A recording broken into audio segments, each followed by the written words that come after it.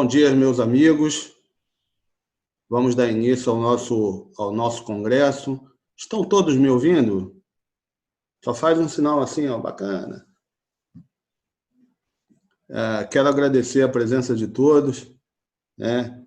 É muito importante esse seminário, o seminário do Instituto Federal Kids, em parceria com algumas instituições. A gente trabalhou essa semana toda para colocar um novo modelo de seminário, de congresso. É uma coisa nova dessa pandemia, né? E que a gente está se adaptando. Deixa eu fixar o meu vídeo aqui para vocês.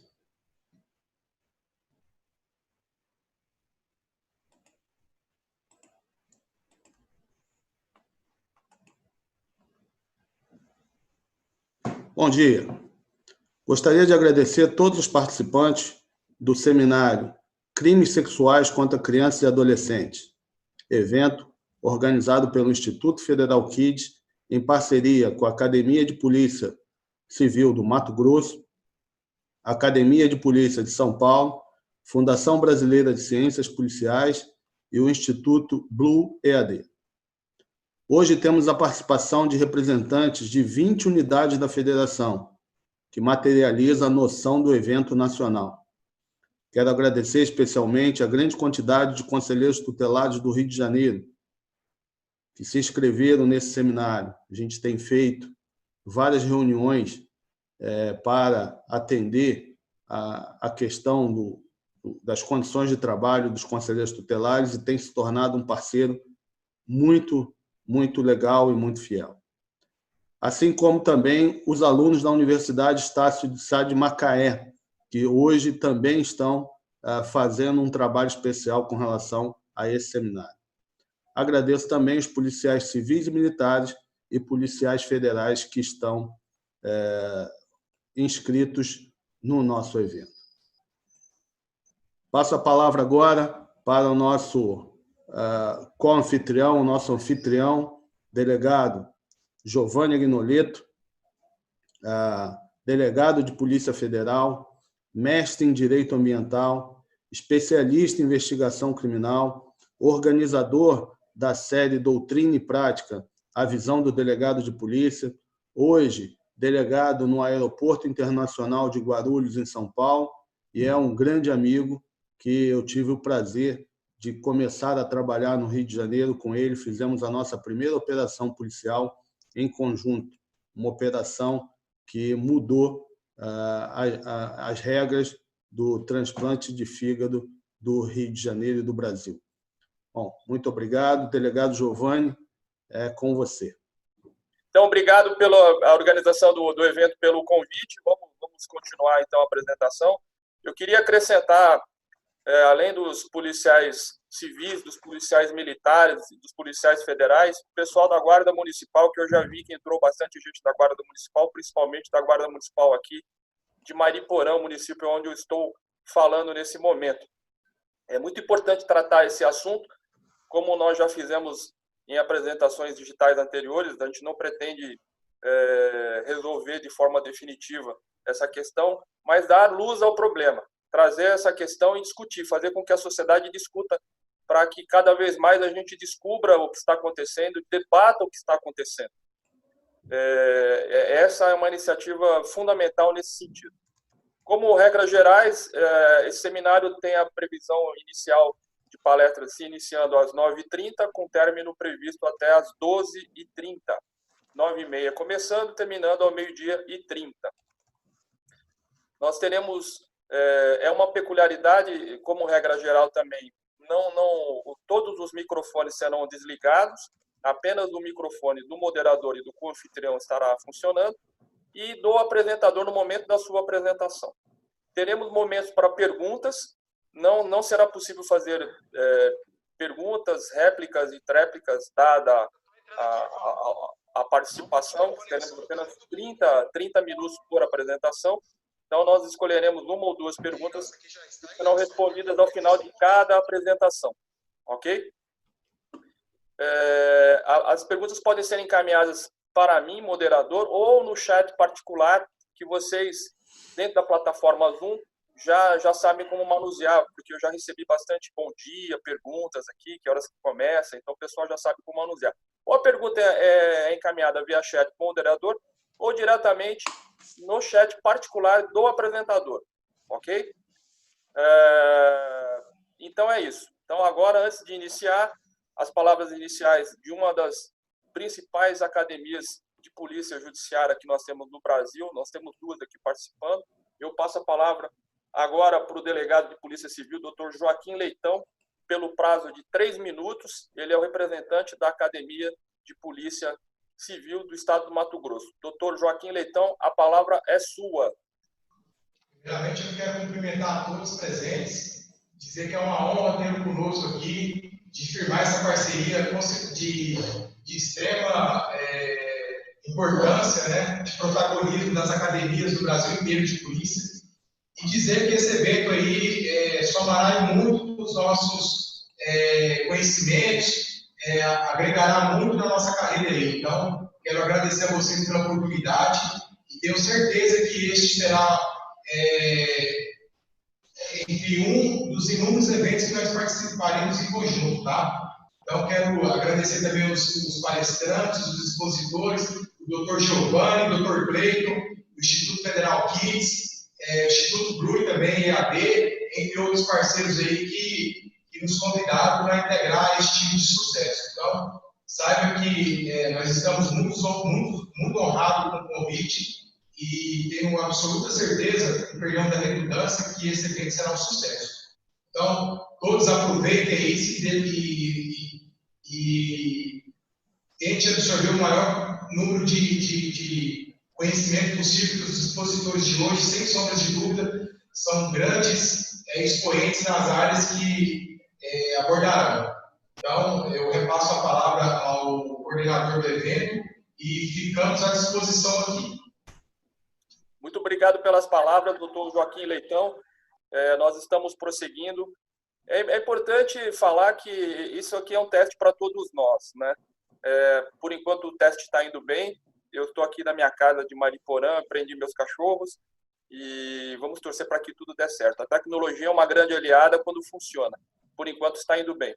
Agora eu queria chamar um amigo aqui da Academia da Polícia Civil do Estado de São Paulo, também uma das principais academias de polícia judiciária do Brasil, o Dr. Rafael Marcondes, pelo prazo de 3 minutos para dar as boas-vindas ao evento. Doutor Rafael, a palavra é sua. Já vi que o senhor está ao ar livre aí. Boa sorte.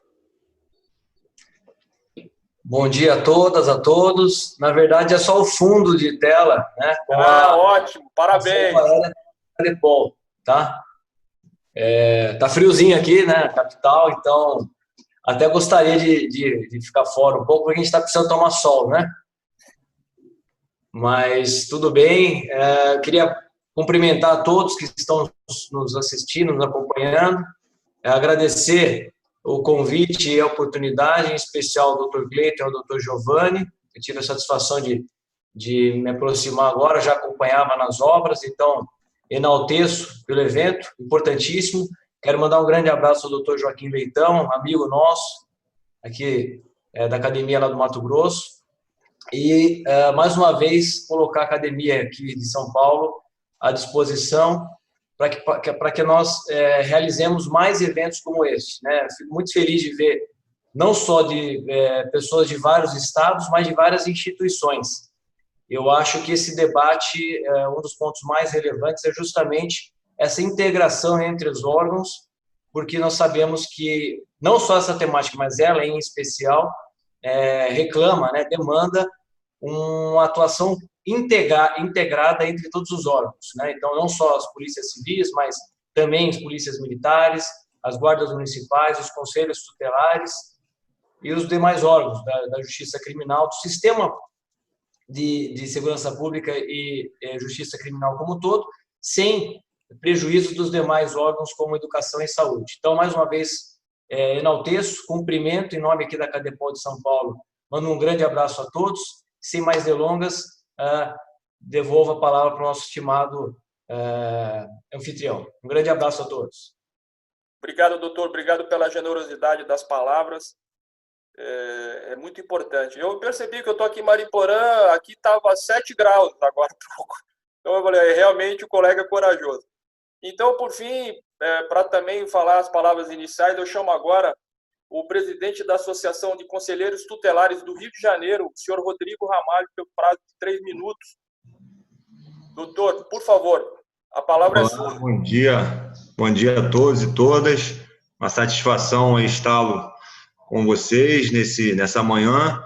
Tenho certeza que teremos aí uma manhã bastante proveitosa, com bastantes ensinamentos aí. É uma satisfação para nós aqui do Estado do Rio de Janeiro, para os conselheiros tutelares. A Associação dos Conselheiros aqui representa os 92 municípios. Hoje somos 140 conselhos tutelares, distribuídos em 700 conselheiros tutelares. Já faço aqui a menção ao trabalho que Federal Kids faz aqui no estado, em alguns municípios já ao longo de alguns anos. O doutor Cleiton, com a participação fundamental também, levando a mensagem da prevenção aos direitos das nossas crianças e adolescentes. E nós trabalhamos aqui sempre em conjunto, sempre em parceria, com todo o sistema de garantia de direito, com as forças de segurança, com os outros atores, para que possamos sempre não permitir que nenhuma criança e nenhum adolescente possa ter seus direitos violados. E hoje será tratado um tema bastante relevante, que é a questão do abuso sexual, da violência sexual, entre outros, e precisamos estar empoderados para poder, em qualquer situação, em qualquer momento, que esses tipos de violências acontecerem em nossos territórios, podemos ter subsídios, em condições de atuar com dignidade e qualidade, para não permitir que nenhuma criança e nenhum adolescente possa ter seus direitos violados. Estaremos aí acompanhando o evento, tenho certeza que amanhã será maravilhosa, e qualquer coisa nos colocamos aí à disposição. Um abraço a todos aí. Muito obrigado pelas palavras. O senhor lembrou muito bem. Esse seminário faz, antes de mais nada, um trabalho de prevenção primária, junto com várias autoridades, com a sociedade civil, com todas as forças de segurança. Isso é fundamental. Nós ainda temos algum tempo antes do início das palestras, são agora 9 horas e 15 minutos, vai fechar o tempo aqui. Aqui eu estou com um olho no gato, um olho na sardinha, tem um telefone aqui, um computador na frente, um computador aqui do lado. E daqui a pouco eu vou chamar o doutor Bezerra para fazer a primeira palestra.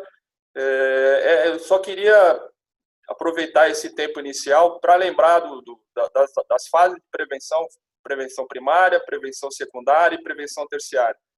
Quando nós chegamos à fase de prevenção terciária, já não há mais o que fazer, mas sim são medidas protetivas para minimizar o prejuízo causado à vítima e alguma medida restritiva contra o agressor ou contra os agressores. Então, por isso que cada vez mais é importante esse trabalho de prevenção primária em todas as instituições de polícia judiciária e em todas as instâncias da justiça brasileira, seja o momento do processo de persecução penal ou de processual penal. Ministério Público, Justiça, CRAS, CREA, defensorias, enfim, é muito importante. O doutor Cleiton falou no início do seminário que 20 estados da federação participam desse seminário. Eu queria dizer também com bastante orgulho que um oficial da Gendarmerie francesa, o Major EV, participa conosco também, ele é do sistema de inteligência, está lá na França. Nós temos uma pessoa que nós conhecemos essa semana agora, a senhora Viviane, está em Nova York, também está nos assistindo. Temos um amigo que trabalha na ONU, na ICAO, ele é de nacionalidade portuguesa, mas está no Canadá, também está nos prestigiando. E temos um amigo também da Polícia de Israel, que também está nos prestigiando, está aqui no Brasil. Então, esse seminário, apesar de ter uma característica pluriestadual em 20 estados, ele também tem uma participação internacional. Então, se o Dr. Cleiton concordar, eu já queria ler o mini currículo do Dr. Cleiton e o que farei para todos os apresentadores, já para iniciar, já são 9h17. E vou lembrar novamente as regras do nosso seminário, lembrando que as perguntas serão dirigidas a mim, ao moderador, que farei a moderação no primeiro momento. No segundo momento será o Dr. Cleiton, após o nosso intervalo. Esse seminário tem prazo de término previsto para as 12h30, ok? 12h30, meio-dia e 30, iniciando agora. As perguntas não terão réplica nem tréplica, não é um debate, mas assim uma exposição de ideias de 30 minutos para cada apresentador. Cada apresentador será avisado por mim no minuto 15, no minuto 25 e no minuto 27 para fazer o seu encerramento, onde nós teremos a oportunidade de apresentar uma ou duas perguntas escolhidas aleatoriamente por mim, aqui em função do que representa a maioria.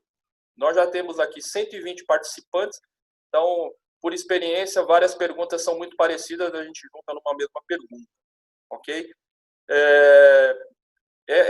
Esse evento, a participação ela é auditada em função do tempo de permanência nas palestras, e a partir daí as pessoas conseguem seu certificado de participação pelo Blue EAD, ok? Então é importante que você se mantenha conectado, porque cada conexão ela é auditada e é a forma de garantir que você participou conosco desse evento, ok?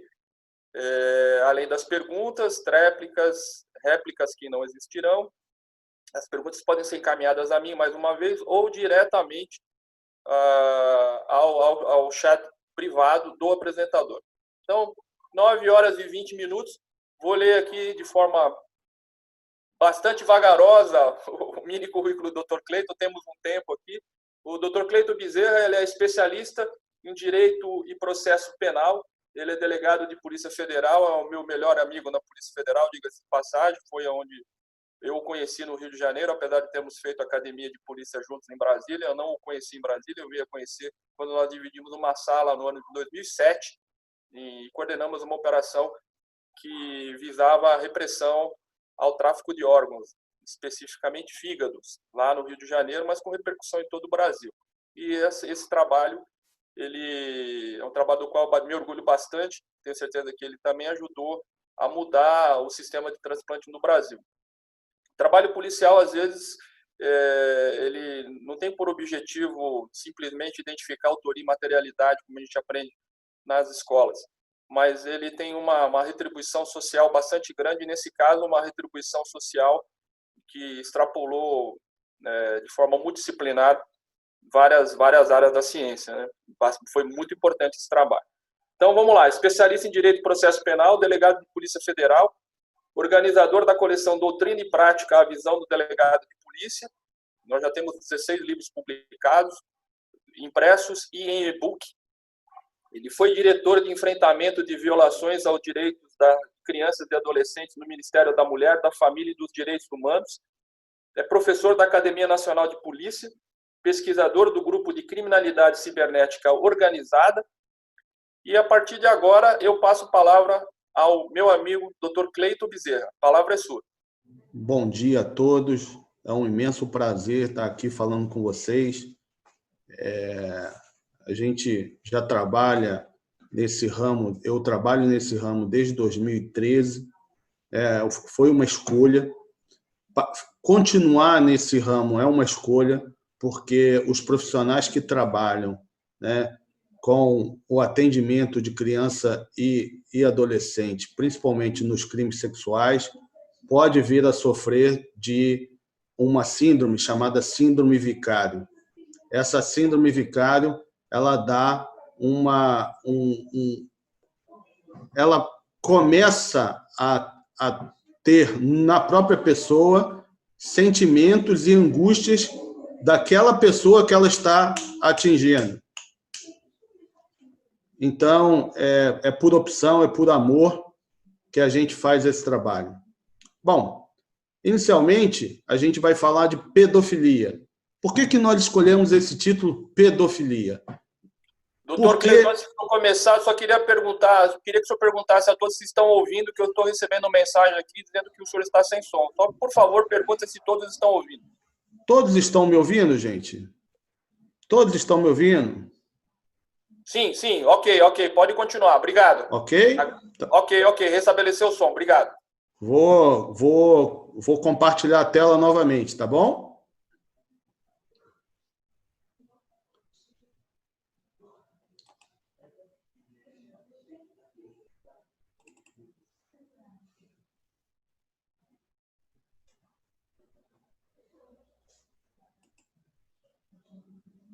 Então, nós escolhemos esse título de pedofilia para atender a maior quantidade de pessoas possíveis, porque existe um grande problema de nomenclatura no Brasil. Existe uma parte científica, né, que a pedofilia é considerada uma parafilia, tá? E existe a parte popular, onde a pedofilia ela é considerada todos os crimes sexuais contra crianças e adolescentes. Então, aí, englobado o abuso sexual, a exploração sexual infantil, a pornografia infantil e todos os outros crimes sexuais envolvendo crianças e adolescentes. Então, tem um motivo da gente ter escolhido esse nome pedofilia, né, para a nossa palestra. A gente sabe que esse tipo, não existe um tipo penal chamado pedofilia, mas a gente queria ter uma comunicação com as pessoas comuns fora do direito, né? Chegar a todas as pessoas, porque as pessoas acabam associando pedofilia a todos os crimes sexuais contra crianças e adolescentes. Dito isso, a gente gostaria de mostrar qual é a problematização desse problema no Brasil. E eles são os seguintes: a falta de dados centralizados, os dados não são centralizados sobre os crimes sexuais contra crianças e adolescentes. O outro problema é a falta de estudos, né? A gente tem que lembrar que os Estados Unidos estudam esse fenômeno desde 1929. Nós temos, na literatura especializada, estudos americanos desde 1929. Tá? E no Brasil ainda são poucos os estudos realmente grandes e científicos com relação a esse tema. Um outro problema é o medo e a vergonha. Por quê? Tratando-se de um crime que, na grande maioria das vezes, ele é intrafamiliar, né? Ocorre em mais de 70% dentro da casa da vítima, e em mais de 90% o abusador é alguém conhecido, alguém muito próximo a ela. Então, a família tem medo de que se continue, de que haja uma ruptura do seu lar, tem vergonha porque a família era que devia proteger a criança e acaba permitindo esse tipo de crime. Outra problematização são mitos que existem na nossa sociedade, tá? Mitos que acabam prejudicando demais o combate e a prevenção desse tipo de crime. E a desinformação, onde as pessoas não gostam nem de ouvir sobre o tema. Isso foi um dos motivos da gente pensar num programa de prevenção chamado Federal Kids, que foi bem lembrado pelos colegas na abertura.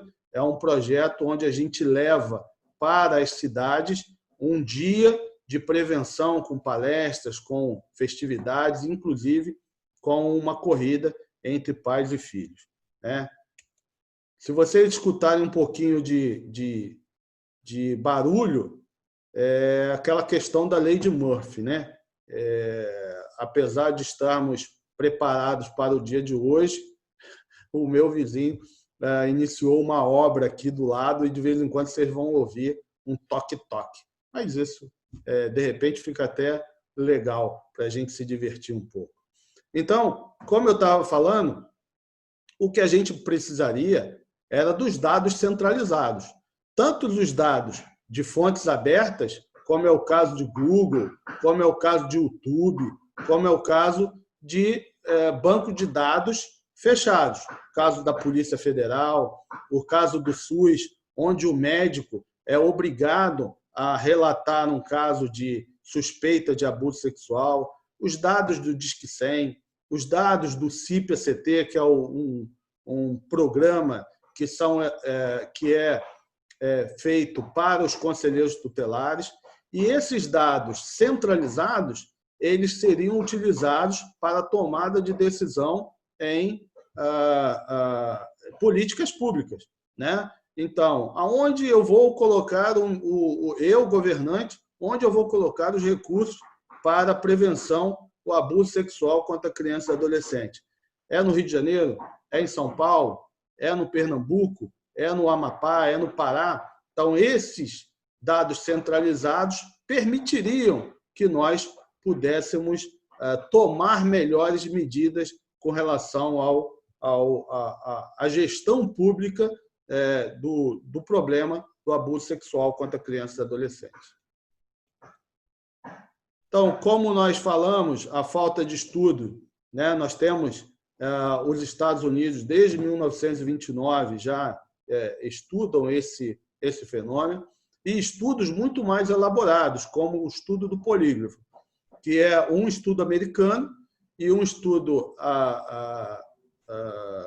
inglês, que acabou com o mito, ou pretende acabar com o mito, de que todo abusador já foi abusado quando criança, né? Esse estudo ele fez o quê? Ele entrevistou os presidiários que tinham sido detidos e condenados pelo crime de abuso sexual, de violência sexual, estupro de vulnerável, etc., contra a criança, né? Então, a primeira rodada de perguntas eram feitas de forma livre. E aqueles detentos que falaram que foram abusados sexualmente, eles foram separados, né? E eles foram feitas novamente as perguntas a eles, mas agora utilizando o polígrafo, o famoso detetor de mentiras.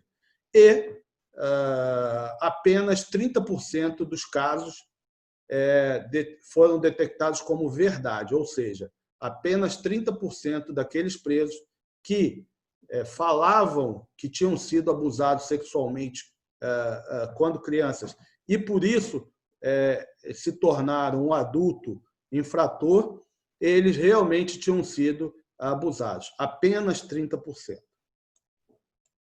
Medo e a vergonha, eu já coloquei, já falei para vocês, apenas mais de 70% dos casos de abuso sexual contra crianças e adolescentes são provocados dentro de casa, tá? E em mais de 90% dos casos, o abusador conhece a vítima e tem uma ascendência sobre ela. Eu não vou falar muito do abusador, porque numa palestra logo a seguir a minha, nós vamos ter o perfil do abusador com a doutora Andréia. E aí, nós vemos alguns mitos, né, que são colocados, que existem na nossa sociedade. O primeiro dele é que o abuso sexual não é tão comum, porque a grande parte da mídia só relata aqueles casos de abuso sexual com violência e morte. A grande maioria das reportagens são essas, a que dão maiores cartazes, a que dá maior tempo de mídia, a que se estende mais durante o tempo. Todo abusador já foi abusado, né?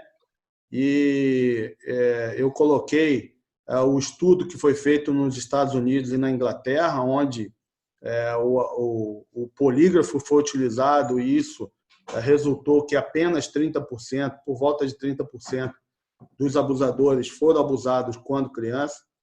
A repressão é a única salvação, isso a gente ouve muito, tem que matar, tem que escapar, tem que fazer, etc. Só que apenas 10% dos casos de abuso sexual contra criança e adolescente chegam ao conhecimento da polícia, tá? Então, se a repressão for a única forma da gente trabalhar, a gente só vai ter resolvido 10% do problema. A gente não vai conseguir chegar aos casos em que a criança está dentro de casa, que a mulher está dentro de casa, tá? E que não chegam ao conhecimento da polícia. Abuso sexual sempre envolve violência, isso também é um outro mito, né? A gente vê que o abuso sexual é durante muito tempo. A gente tem um caso que acabou de dar no jornal, em que um desembargador foi condenado a 47 anos de prisão por ter abusado da sua neta dos 5 aos 14 anos. Então, foi durante muito tempo e ninguém percebeu. Então, isso nos mostra que nem sempre é feito com violência. Pode ser com violência, sim, mas nem sempre é feito. Crianças mentem sobre o abuso sexual. A gente tem... isso faz parte de também um outro mito que está à frente, que é você associar o abuso sexual a monstro, a pessoas doentes, a pessoas loucas. E quando o seu filho fala para você que foi abusado sexualmente, que fulano passou a mão em mim, Beltrano passou a mão em mim, na sua cabeça, como você tem um modelo de que o abusador é louco, é doente ou é uma coisa de monstro, e que mais de 90% dos casos o abusador conhece a vítima, quer dizer, é próximo de você, você conhece aquelas pessoas e você rapidamente repudia isso e acaba colocando a criança como mentirosa. Abuso sexual não causam danos severos, principalmente na parte psicológica, e eu não vou entrar nisso porque, com relação ao abuso, ao dano, né, ao perfil do abusador, a doutora Andréia provavelmente vai falar um pouco sobre essas coisas do dano nas crianças. Crianças sabem que o abuso sexual contra a criança, sabem o que é abuso sexual e vão denunciar. Na verdade, não. Eu me lembro de uma palestra do promotor Casé Fortes, onde ele relata que uma menina descrevia o abuso sexual de uma forma tão tranquila, tão fácil, e todo mundo ficou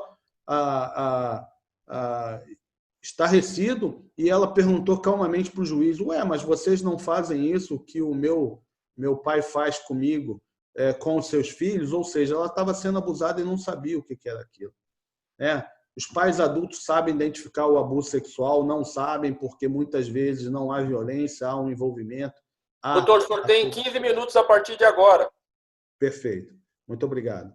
Só ver pornografia infantil não faz mal. Então, de novo, ver pornografia infantil, você está alimentando uma quadrilha que está se especializando cada vez mais. Existe o componente financeiro, existem pessoas que trabalham com isso, ganhando dinheiro com isso, ou seja, cometendo crimes e ganhando dinheiro e abusando sexualmente de crianças. Tanto fazendo fotos, tanto fazendo filmes, como, inclusive, agora nós já estamos na fase do streaming, onde você compra um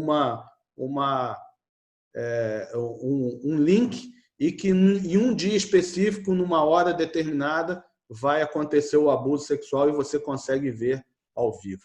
É o cúmulo do absurdo. As meninas correm mais risco, outro mito, as meninas correm mais risco que menino. Isso também é um mito. Hoje, nós temos um número de cerca de 30% dos abusos sexuais são cometidos contra meninos, só que só tem um estudo no Brasil que fez todo esse histórico, e tem um grande problema do abuso sexual contra meninos, que é o seguinte: se ele for abusado por uma mulher, ele pode entender que o abuso sexual é o início da vida sexual dele e não entender aquilo como um abuso, e sim como uma coisa boa. E depois, se ele for abusado sexualmente com um homem, ele não vai querer falar isso, porque ele vai ficar com vergonha de ser rotulado como homossexual. Não falar sobre sexo para não despertar o interesse. Isso também é um outro mito. O perfil do abusador, a doutora André vai falar, ele tem várias formas de se buscar uma vítima. E uma delas é entender que a criança não sabe sobre sexo. Eu já falei sobre abusadores são monstros, são loucos ou doentes, né? No tópico anterior.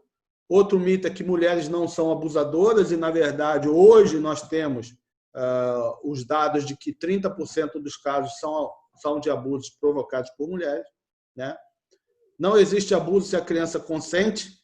Então, esse é o outro mito, porque já colocamos aqui que a criança muitas vezes não entende o que aquilo é um abuso, que aquilo está acontecendo. E a pornografia infantil é igual à pornografia adulta, nós já vimos, nós já falamos sobre isso. Você está alimentando uma quadrilha que está tendo lucros e cometendo crimes. Existe um estudo na Inglaterra que diz que 6%, você tem 6% de chance de ser pego praticando abuso sexual contra criança e adolescente. Se a gente for colocar isso para o Brasil, a gente não chegaria em um número.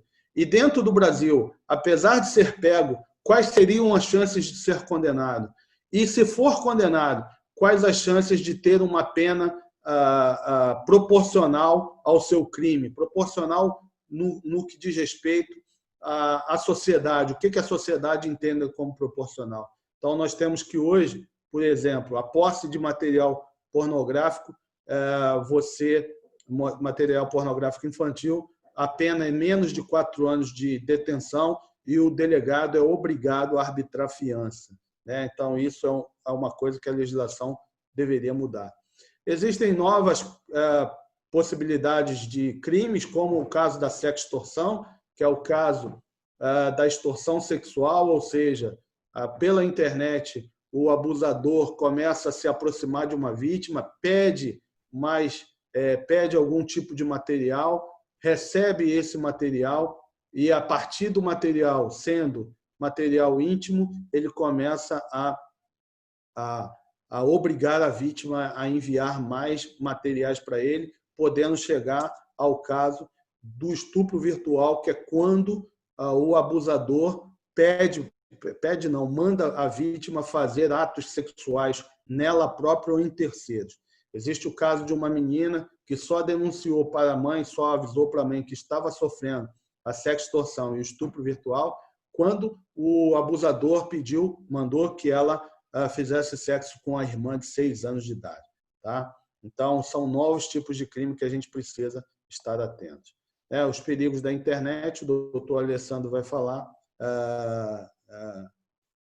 para que você dar acesso, são os perigos. Você pode dar acesso a informações pessoais, como foto de perfil, status, etc. Você pode receber conteúdos impróprios. Tá? Cerca de 30% de crianças já avisaram, em pesquisa feita pela SaferNet, de que receberam artigos, receberam arquivos de conteúdo sexual. Você pode ter instalação de programas maliciosos para roubo de dados ou infecção de aparelho. Você pode ter ameaças, como eu falei, no caso de sextorção. Você pode ter extorsão financeira. Né? Doutor Cleiton, só me permitir, como o senhor começou um pouco antes, são 9h50, eu vou conceder ao senhor mais 5 minutos, depois nós abrimos para as palavras, para as perguntas, desculpe, até porque nós temos várias perguntas aqui. Pode ser? Perfeito, claro. Então, os nossos desafios são o Deep Web, a nuvem, né? Fronteiras no cyberespaço, porque você pode estar sendo vítima de um abusador de fora do país pela internet. Cooperação penal internacional e a cooperação policial internacional, esse também é um grande desafio. E as características das crianças abusadas, prestem atenção nessas características.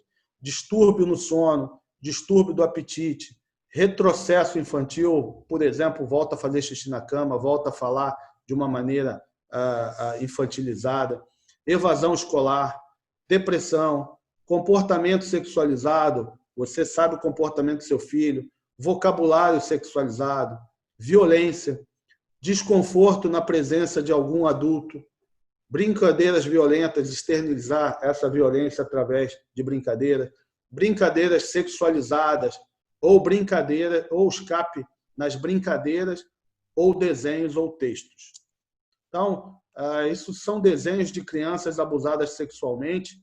A gente tem que entender que esse não é um desenho comum, e aí professores, pais, educadores podem estar atentos com relação a isso, né? Você desenhar a sua família e você desenhar o pai como um monstro, isso precisa ser investigado, né?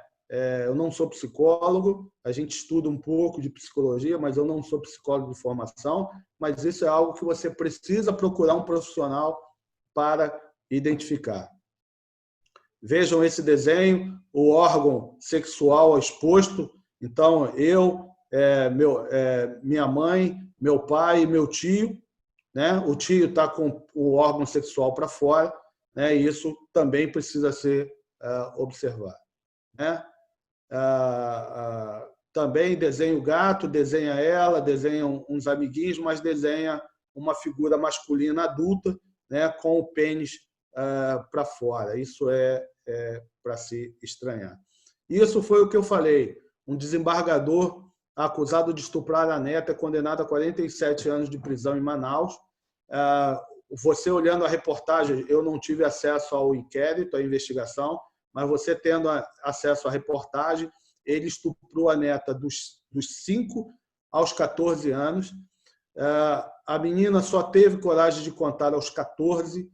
Ela conta que uma tia viu um dia um tipo de abuso, pode ter sido uma carícia, pode ter sido algo parecido, e a tia ficou com vergonha. Quando a tia foi prestar depoimento, ela falou: eu tive vergonha, eu não quis falar. Provavelmente a tia não fala na reportagem, mas era filha do desembargador.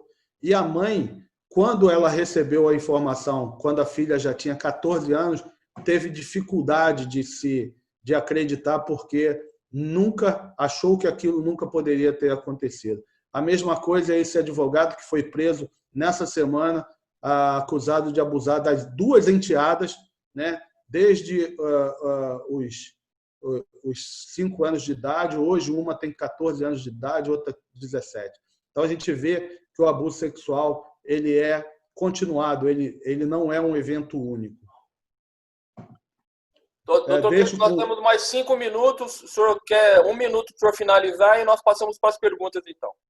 Vou finalizar com essa dica de vocês assistirem esse documentário, Por Dentro, no Coração do Ouro. É um documentário da HBO que fala sobre os casos de abuso sexual contra as atletas da equipe de ginástica dos Estados Unidos da América. Ótimo. Gente, muito obrigado. Era isso que eu tinha para compartilhar aqui com vocês. Fico aí aberto às perguntas do Dr. Giovanni. Então, muito obrigado pela primeira palestra. Então, encerrando a primeira apresentação no horário, o Dr. Cleiton Bezerra vai retornar conosco após o intervalo que teremos, de 15 minutos. Eu vou passar a palavra à nossa próxima palestrante, lembrando que o que nós estabelecemos como algumas regras mínimas aqui, para quem entrou agora, para quem vai começar a nos acompanhar, esse seminário ele tem os microfones fechados, as perguntas são endereçadas ao moderador ou, em particular, ao apresentador, que pode ou não responder, até peço a compreensão de todos. As apresentações estão previstas para durarem apenas 30 minutos, em que o apresentador será lembrado no minuto 15, no minuto 25 e no minuto 28, para finalizar suas palavras e responder as perguntas de quem enviou as perguntas de forma aglutinada. Então, agora eu vou passar a ler o mini currículo da nossa próxima apresentadora, a doutora Andrea Cristiane Stanger. Se eu tiver pronunciado errado, ela me corrija, por favor. Eu já pediria, inclusive, que entrasse o vídeo da doutora Andrea, né? Ela está começando a apresentação dela, porque aqui na minha tela está o vídeo do Dr. Cleiton, e vai começar, enfim. Doutora Andréa Cristiane Stanger é perita criminal da Polícia Federal em crimes cibernéticos. Ela é graduada em informática e administração. Ela é especialista em marketing, administração pública e psicologia sexual. Mestre em engenharia de produção, mestre em administração pública com ênfase em criminalística, doutora em engenharia de produção, professora de cursos de pós-graduação na área forense da Blue EAD, pesquisadora e tutora da Academia Nacional de Polícia em Brasília, minha colega. A palavra é sua, doutora Andréa. Vamos ver aqui como que a gente faz para entrar o vídeo da doutora Andréa. Vamos lá, doutor Cleiton, me ajuda aí a procurar o vídeo da doutora. Ela já está, na minha tela já aparece a tela da doutora Andréa. Então, eu vou tirar a sua apresentação. Se você puder priorizar a tela da doutora Andréa aí, fique à vontade, doutor. Faz um spotlight na tela dela aí, por favor.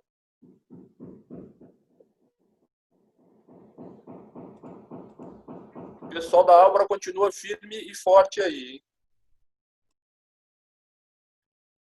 Eu vejo...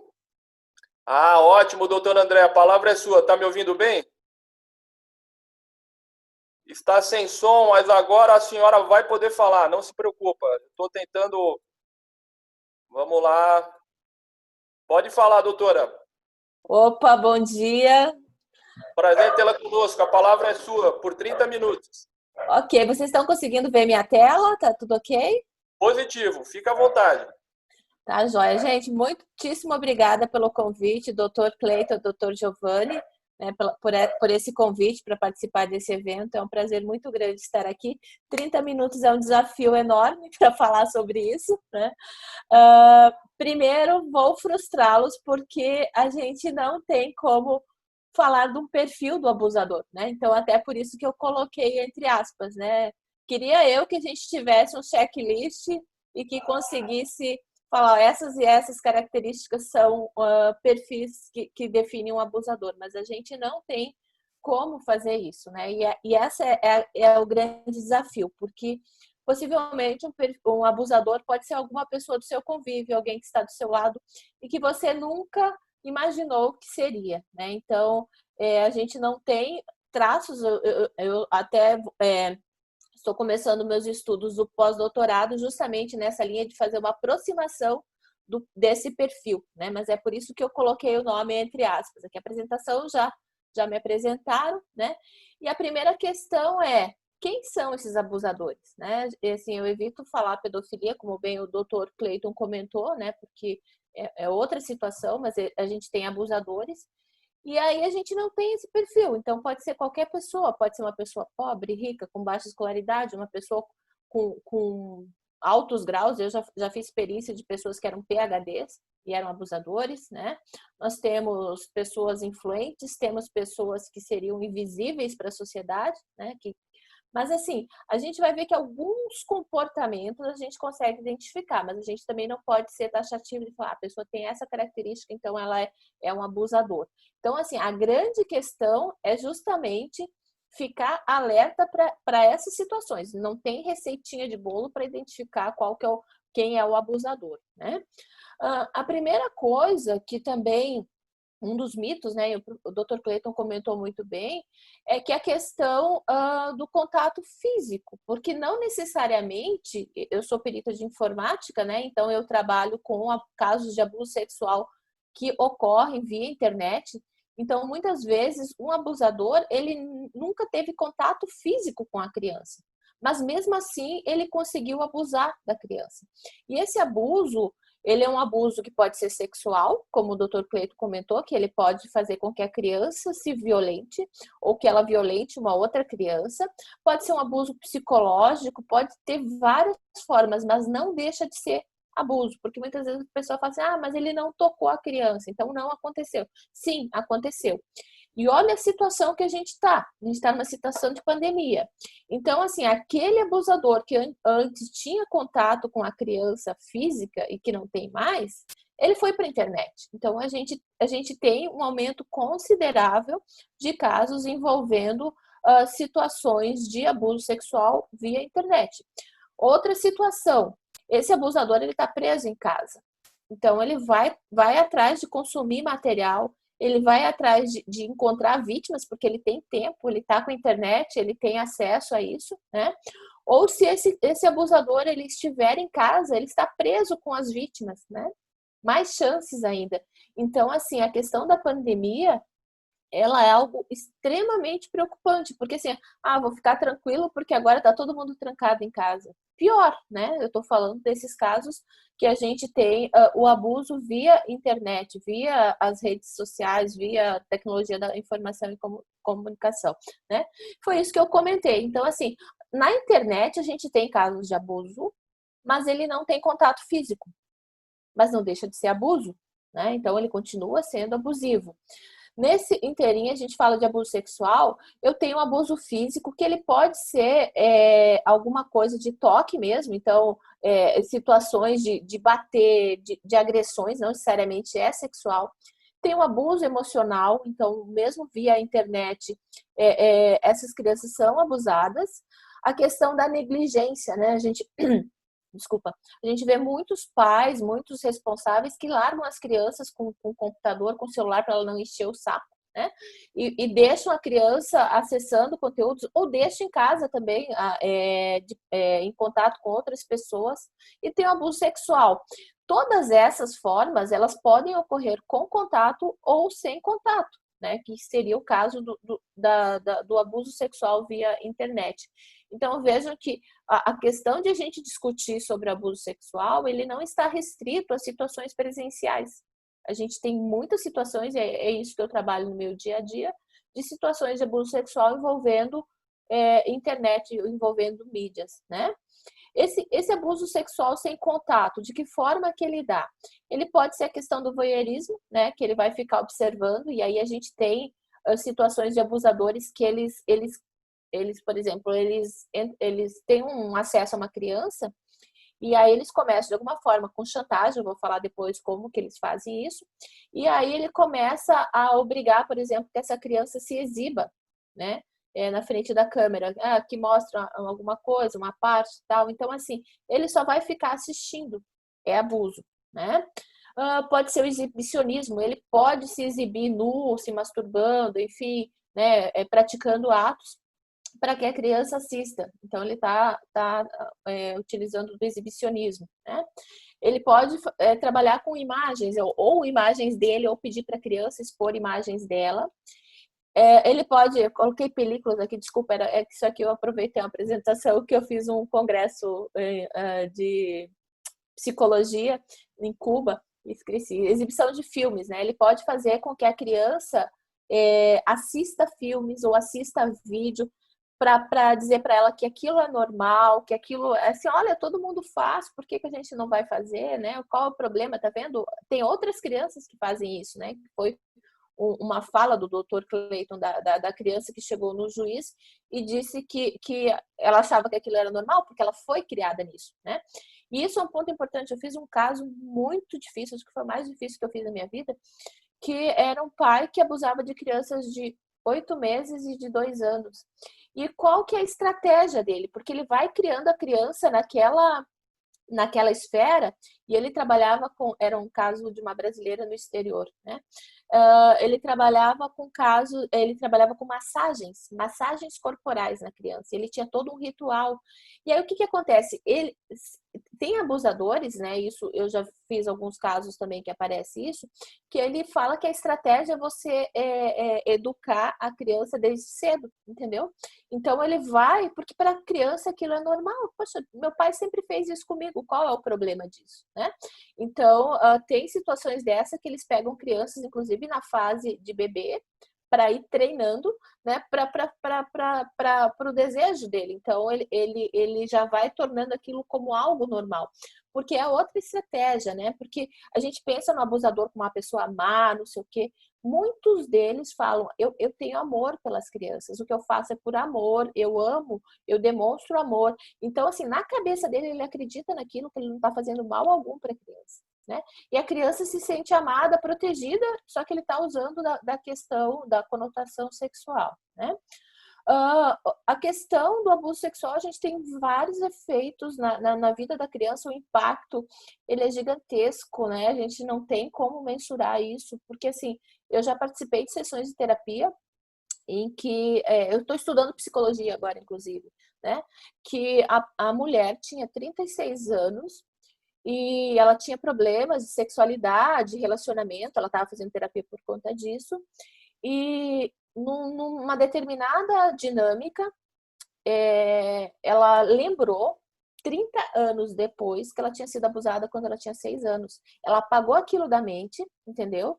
E aquilo impactou a vida toda dela, de relacionamentos com o parceiro, com a família, no trabalho, né? E ela só se deu conta disso 30 anos depois, porque ela bloqueou aquela informação de que ela tinha sido abusada. Então, assim, a gente não tem como mensurar o impacto que isso tem na vida da pessoa, né? Tem questão física, tem a questão psicológica, tem os traumas, né? Isso, como eu falei, a pessoa às vezes leva traumas e não sabe nem por quê, né? Tem questões de suicídio, tem muita gente que não consegue lidar com isso e vai, o tal do cutting, né? De se cortando e outras situações mais, tá? E falar assim, mas tratamento, por mais que a terapia seja ótima, gente, isso é uma marca, é uma ferida, né? Então a gente não tem como, talvez a pessoa consiga ter uma vida melhor, mas assim, o efeito é para o resto da vida, né?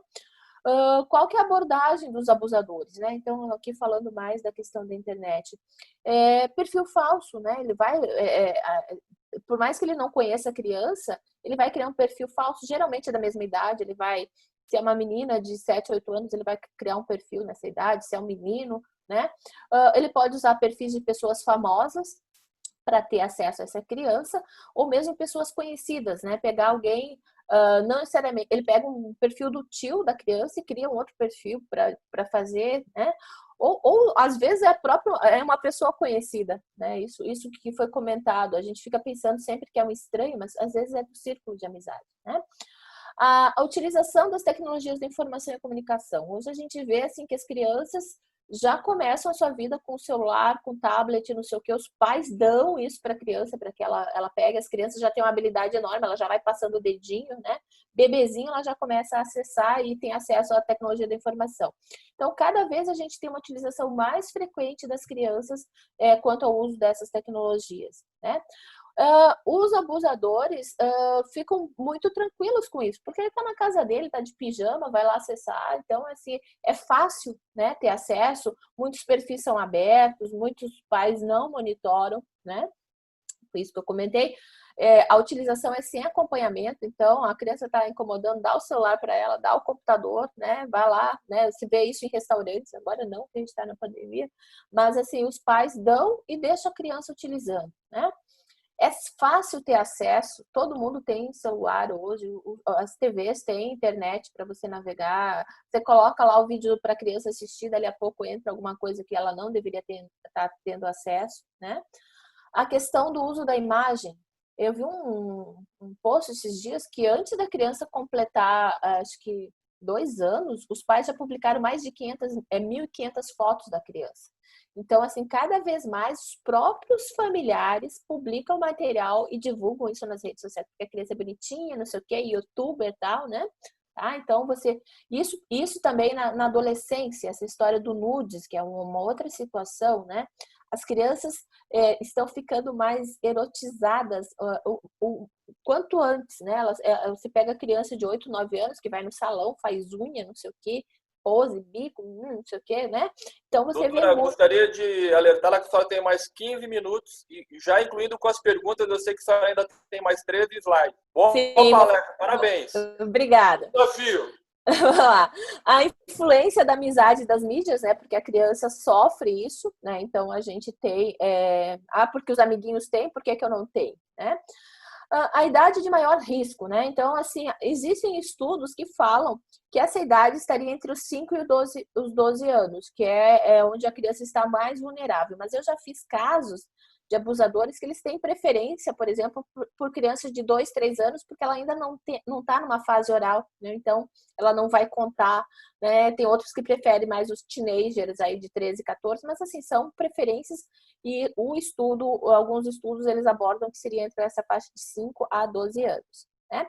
Isso que eu estou comentando, né? As famílias estão nessa história, não se dão atenção, não têm o contato, cada um no seu mundinho, cada um na sua tecnologia, e com a pandemia, isso, por mais que as pessoas estejam dentro de casa, não significa que elas estão juntas, né? O fato de estar no mesmo ambiente não significa que as pessoas estão conectadas emocionalmente, né? Questão do uso da internet pelos abusadores, né? Eles usam para fins de manipulação, próprio abuso sexual em si, para ter acesso à pornografia, para seduzir, para fazer chantagem e para fazer escravos virtuais. A gente já teve um caso que ele nunca teve contato, achando mais de 150 meninas, e todo dia ele marcava com uma delas um determinado horário, que se ela não tivesse lá conectada, ele ia contar para a família, ia mostrar a foto que ela mandou, enfim. Eles jogam muito com o emocional da criança, né? E aí a criança vai se enredando naquilo e não consegue sair. Então ele tinha essas escravas espalhadas no Brasil todo, marcava cada dia com uma, mandava se exibir, mandava abusada de irmãozinho, irmãzinha, né? Então, vejo que as possibilidades são ilimitadas, né? Questão do sexo virtual também e o abuso de outras crianças, que foi o que eu comentei, né? Eles usam também a internet para buscar informações de como abusar, né? Buscam materiais para suas fantasias, para ter contato com outros abusadores e criam. Eles têm comunidades para isso e eles explicam como fazer para pegar determinada criança ou como assediar, que conversa que eles podem ter. Eles entendem muito de psicologia, né? É muito mesmo, né? E para buscar vítimas vulneráveis. Então, assim, eu já fiz casos bastante com meninos, inclusive pela internet, que alguns falavam assim que eles preferiam filhos de pais separados, porque o menino é mais fragilizado, ou que morasse em residências que tivessem mais mulheres, porque ele não tinha muita presença masculina. Tinha uns que preferiam meninos mais ricos, porque ele falou que eles iam ficar com vergonha de contar. Então, veja assim, não, é isso que eu falei, a gente não tem um perfil, né? A gente tem várias abordagens, tá? Algumas características desses abusadores, né, que eu acho que aqui seria o slide que mais se aproxima do que a gente tem de perfil, né? Eles são muito hábeis na arte da manipulação. Eles conseguem manipular crianças, jovens, adultos. Tem muitos relatos que eles enganam o pai. Eles conseguem, né? Então essa história, porque o pai vai conseguir proteger a criança, não vai, né? Porque assim, pode ser uma pessoa muito influente, inclusive, né? Eles são muito gentis, eles são muito queridos, tá? Geralmente fazem parte do círculo de amizade, tanto no abuso físico, presencial, vamos dizer assim, como esses da internet, né? Eu já fiz caso que era o pai de uma amiguinha da criança que conseguiu contato facilmente, né? E aí convidava para passar final de semana, não sei o quê, e ele ficava mandando mensagens para a amiguinha da filha, né? Apresentam conduta exemplar, então geralmente são pessoas influentes, né? Aquela pessoa admirada na sociedade, porque ela tem uma reputação, e aí assim, a primeira coisa que acontece, você não vai desconfiar que ele seja um abusador, né? Muitos deles são pacientes, de meses até anos, então vamos supor que ele tenha a preferência por crianças de 7, 8 anos. Ele começa com ela pequena, né? Porque daí quando ela chegar na idade ideal lá, ele vai, né, atacar, né? Eles vão procurar empregos com acesso a crianças ou trabalhos especializados que trabalhem com situações de criança. E aí a gente tem coisa de igreja, de clube de escotismo, futebol, natação, enfim. Ele vai tentar ter acesso às crianças, né? Ele dá um tratamento excepcional para a criança, diferenciado, pergunta como foi o dia, se ela tá bem, não sei o quê. E eu já peguei isso em perícia de abusadores que falam assim, eu dou atenção que os pais não dão, né? Então, assim, a criança tá lá, o pai não dá atenção, eu dou atenção, eu amo a criança, né? E ele acredita nisso, tá? Ele tem interesses e passatempos que são iguais ao da criança. Então, ele vai procurar coisas, assuntos em comum para conversar com essa criança. E ele vai falar a linguagem dela, né? E o interesse também, de acordo com essa faixa etária.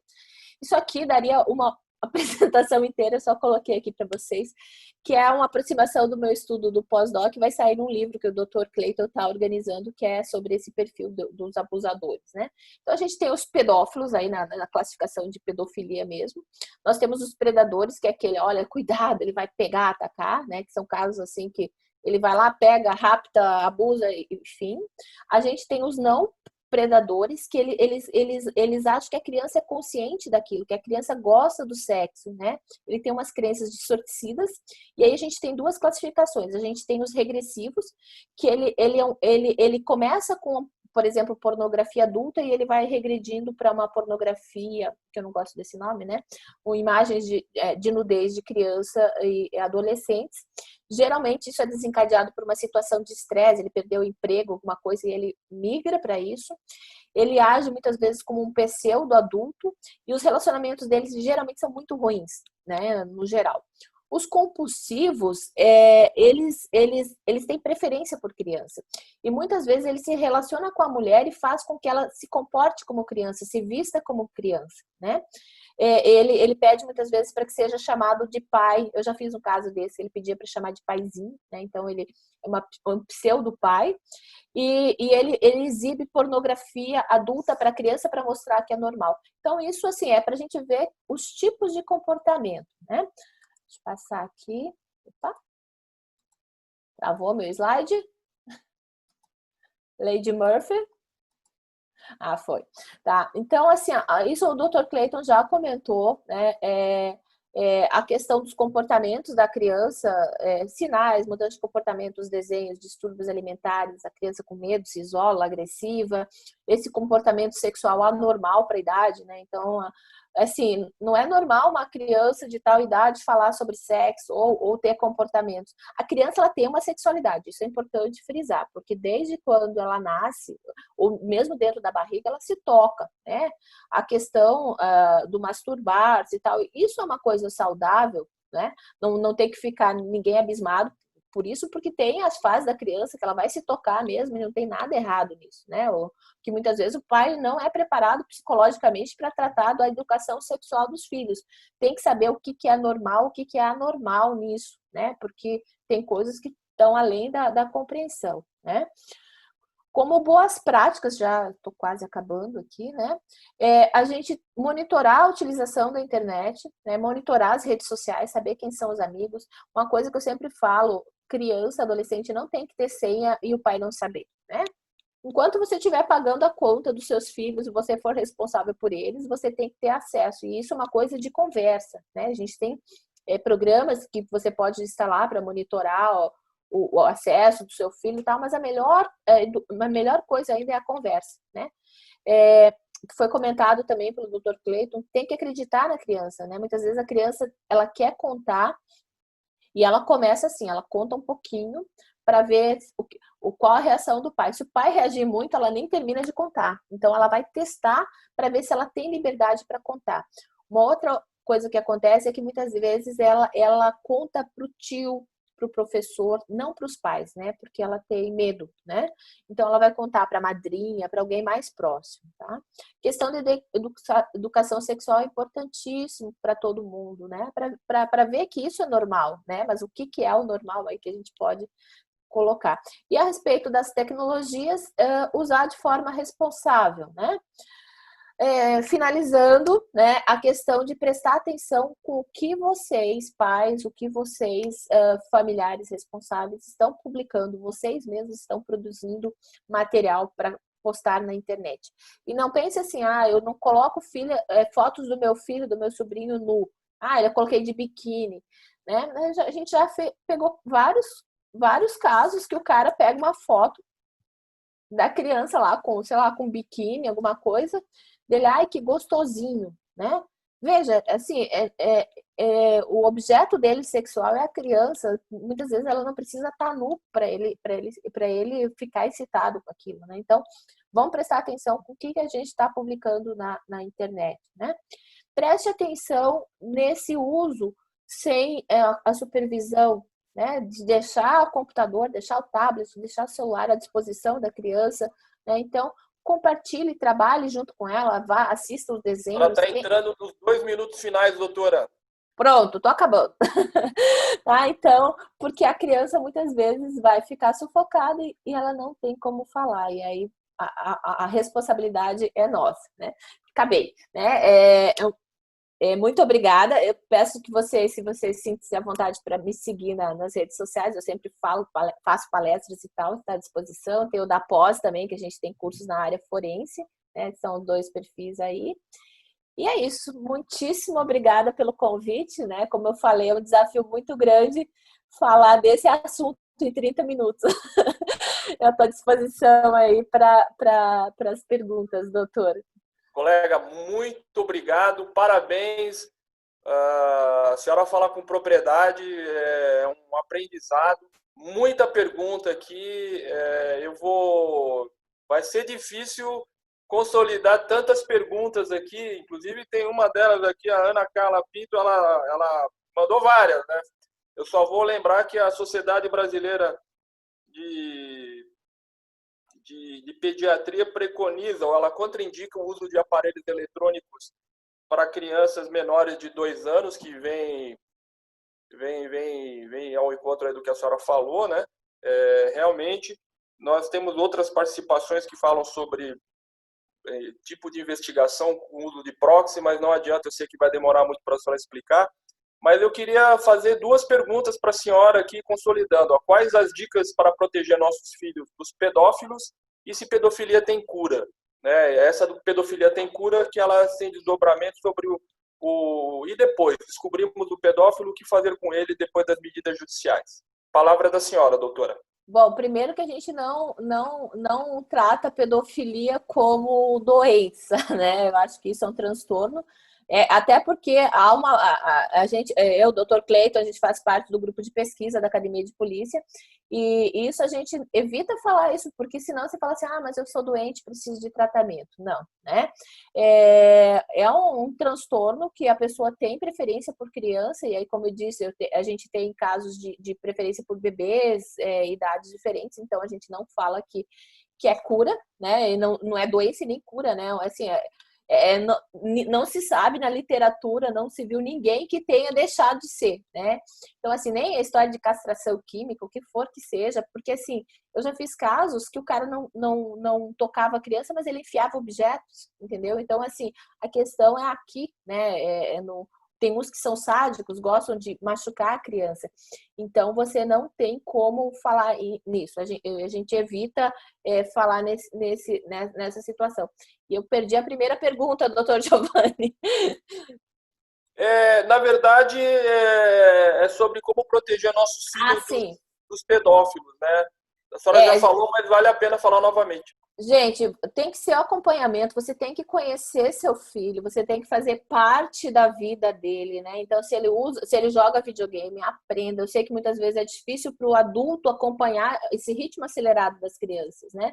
Então, assim, a única saída que a gente tem é a conscientização, né? Se você tem filhos adolescentes, essa história de não ficar publicando fotos e tal, né? Porque muitas vezes ele mesmo publica fotos mais sensuais.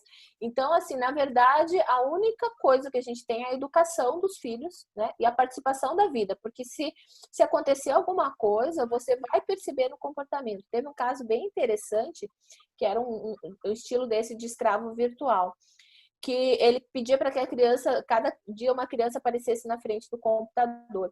E aí uma menina chegou e pediu para a tia dela comprar um shortinho de dormir.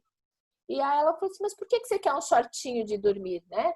E aí foi, ela conseguiu espremer a menina, e a menina contou que esse abusador queria que ela usasse um shorts curtinho para aparecer na TV. Mas isso já tinha mais de ano que ela estava sendo abusada online, né? Então, você vê que a família inteira não percebeu isso. Não é fácil perceber, né? Porque todo mundo aqui já foi adolescente, sabe que dava golpe no pai e na mãe para sair com o namoradinho, né? A ideia é a mesma, ele vai tentar ocultar, né? Eu já peguei casos que a criança apagava as mensagens, ela sabia que aquilo não estava muito certo, mas ela não sabia o quanto errado era, né? Fora que muitas vezes eles pedem para apagar as mensagens, eles vão trocando os perfis, eles vão migrando, eles vão no Instagram, no Direct, vão para o Face, vão para o WhatsApp. Então, tem que ficar ligado, e tem que conhecer a tecnologia, né? Se você não gosta, me desculpe, mas você vai ter que aprender a ser educado digitalmente para poder acompanhar essas crianças, porque elas estão numa velocidade monstra e a gente precisa acompanhá-las. Muito obrigado pela sua participação, pela resposta às perguntas. Continue conosco. Se alguém quiser também, pode mandar no direct lá, assim que der, eu respondo também, né? Porque não foi possível, estou à disposição. E aguardo o final aqui também. Obrigado pela abertura, muito obrigado. Eu queria só, eu costumo mencionar esse caso nas minhas palestras. Eu trabalhei na Polícia Civil do Estado de São Paulo antes de ser policial federal. E já participei de operação dos mais diversos assuntos. Eu posso assegurar quem está nos assistindo que participar de operações de combate à pedofilia e meio ambiente, crimes ambientais, são as piores possíveis, né? O que a gente encontra de maus tratos aos animais e maus tratos às crianças e adolescentes é uma coisa bárbara. Eu tive um caso, eu só exemplificando, de uma força estadual aqui de São Paulo, em que ele era evangélico, fazia parte da escola dominical junto com a esposa, tinha 2 filhos, e ele foi na viatura dizendo que ele era doente. Mas aí ele perguntou, ele já sabia exatamente que o crime em tese seria afiançável, perguntando quanto eu ia arbitrar de fiança. Eu falei, olha, no seu caso não tem fiança, porque quando nós chegamos você estava transmitindo, né? Enfim, de bobo e de doente não tem nada, tá? Então eu agradeço mais uma vez a participação da doutora Andréia. Estamos aqui fechando o microfone da doutora Andréia e vou passar agora, nós estamos no horário para o nosso próximo apresentador. Vou falar aqui a respeito do doutor Herbert Pitorra, a quem eu não tive o prazer de conhecer pessoalmente, mas pelo currículo já fico impressionado. O doutor Herbert Pitorra é educador social, ele é conferencista internacional, assistente social, especialista em gestão de políticas públicas, especialista em psicologia social. Pediria ao Dr. Clayton que ajudasse a procurar o vídeo do Dr. Herbert Pitorra enquanto eu leio o mini currículo, por gentileza. Ele é mestre em educação, doutor em psicologia social, autor do programa Criança Protegida, lançado este ano pelo governo federal. E tem muito mais coisas. E agora a palavra é do senhor. O senhor tem 30 minutos, doutor Herbert. Fique à vontade. Muito obrigado. Bom dia a todos. Espero que todos estejam me ouvindo. Estão me ouvindo? Se puder sinalizar, eu agradeço. Sim, está muito bom o áudio. Pode continuar. Maravilha. Bom, a equipe técnica certamente vai me auxiliar aí colocando os meus slides em tela. Eu quero agradecer por esta oportunidade. Dr. Giovanni vem aí transmitindo e mediando essas explanações com muita propriedade. Quero aqui fazer uma saudação honrosa ao Instituto Federal Kids, na pessoa do meu amigo Dr. Clayton Bezerra, com quem eu sempre compartilho aí grandes projetos.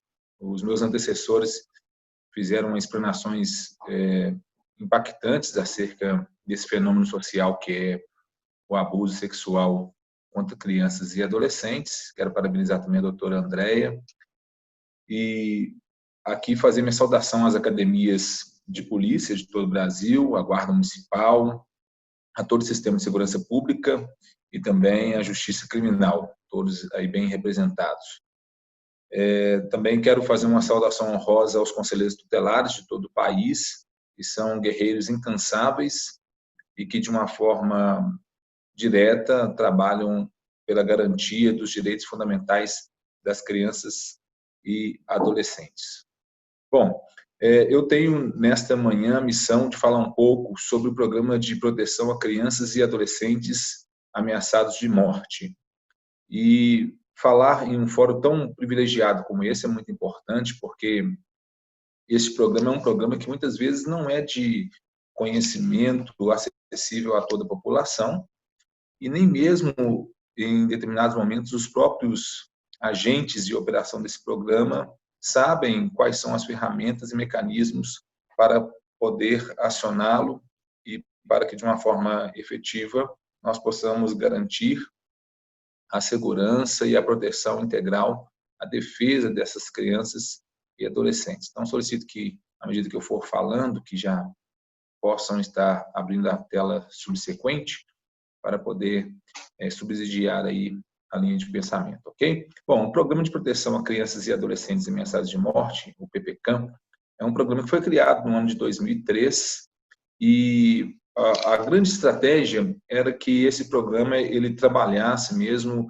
um enfrentamento da letalidade de crianças e adolescentes em todo o país. Então, esse programa, hoje, ele é guarnecido por um instrumento, ao meu ver, ainda frágil, que é um decreto, e eu estive à frente dessa política pública no ano de 2019 e deixei como legado a proposta de um projeto de lei para que o programa deixasse de ser um decreto e passasse a ser efetivamente uma lei federal.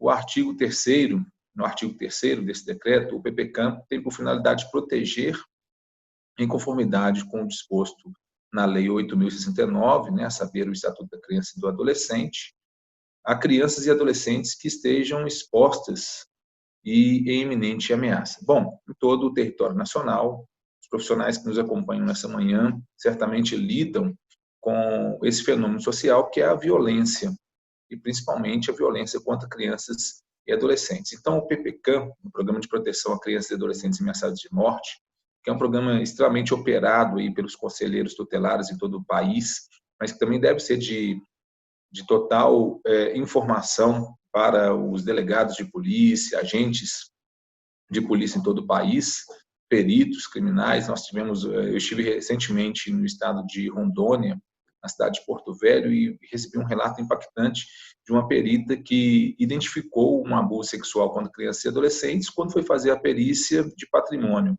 Olha que interessante, né? Como que é muito importante que esses profissionais eles estejam extremamente munidos dessa informação.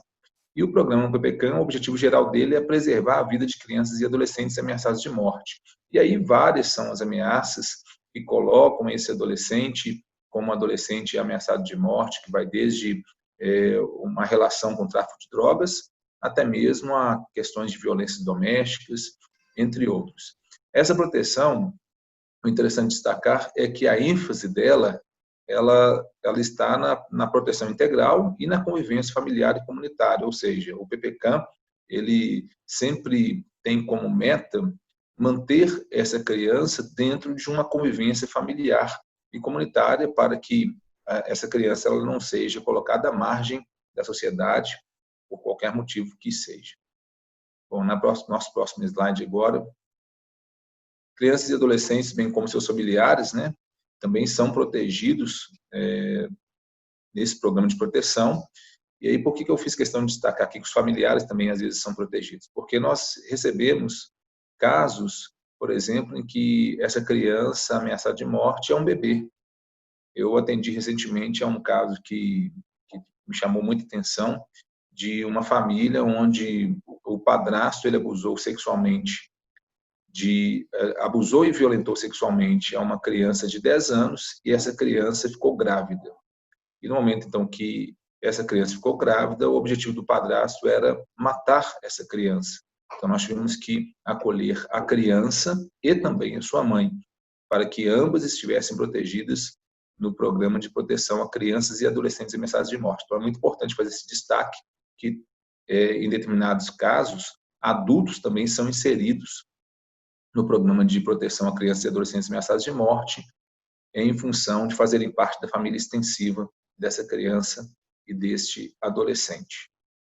Nosso próximo slide.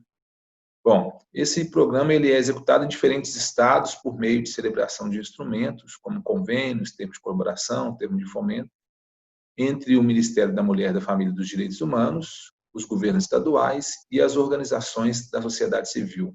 Podemos já passar para o próximo slide. Aqui eu faço um destaque que as organizações da sociedade civil elas têm uma importância muito relevante na operação desse programa, porque trazem uma isenção e também geram uma proximidade dessa criança que foi vítima em algum momento estar sob uma proteção, em um programa de proteção, com as comunidades locais, com a sociedade em geral. Esse programa, então, ele é celebrado entre a União e o Estado por meio de convênio, a partir da Lei 8.666, entre a União e a sociedade civil por meio de termo de colaboração. O mesmo acontece quando é celebrado entre o Estado e a organização da sociedade civil. O instrumento é o termo de colaboração.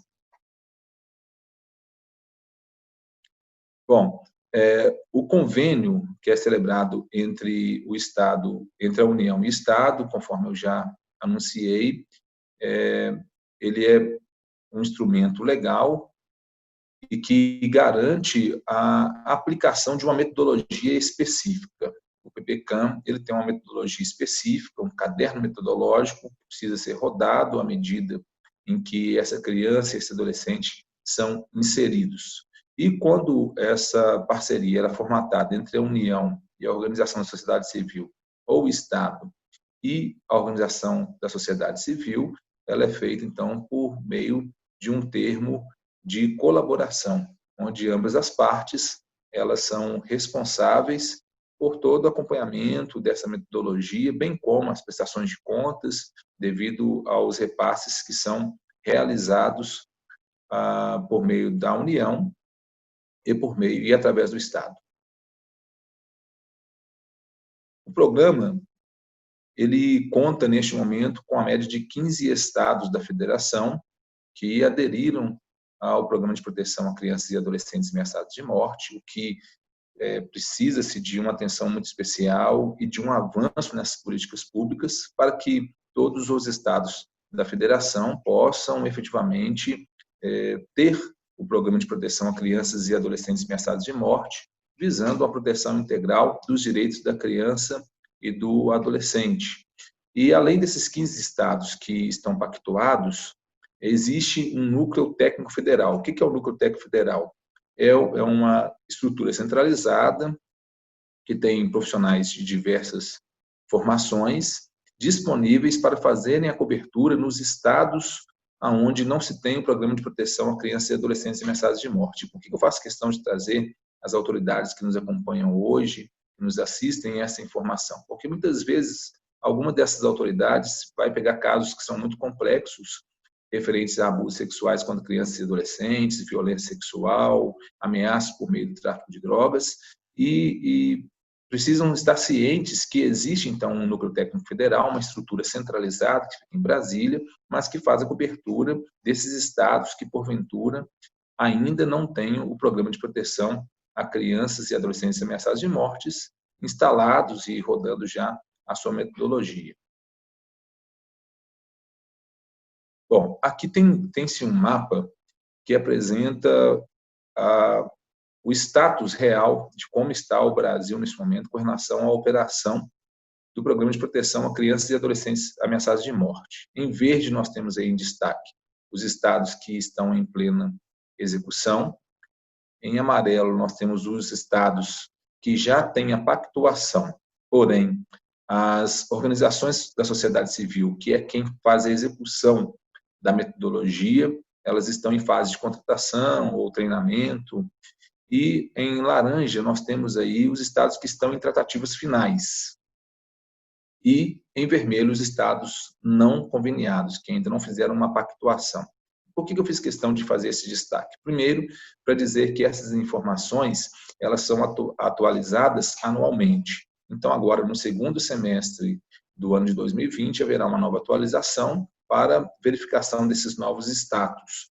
Mas esses dados são dados ainda atuais e que nos demonstram um cenário que, ao meu ver, ainda é muito preocupante, porque nós temos vários fenômenos sociais que estão se manifestando e, dentre esses fenômenos sociais que se manifestam, a criança e o adolescente estão a todo tempo como vulneráveis.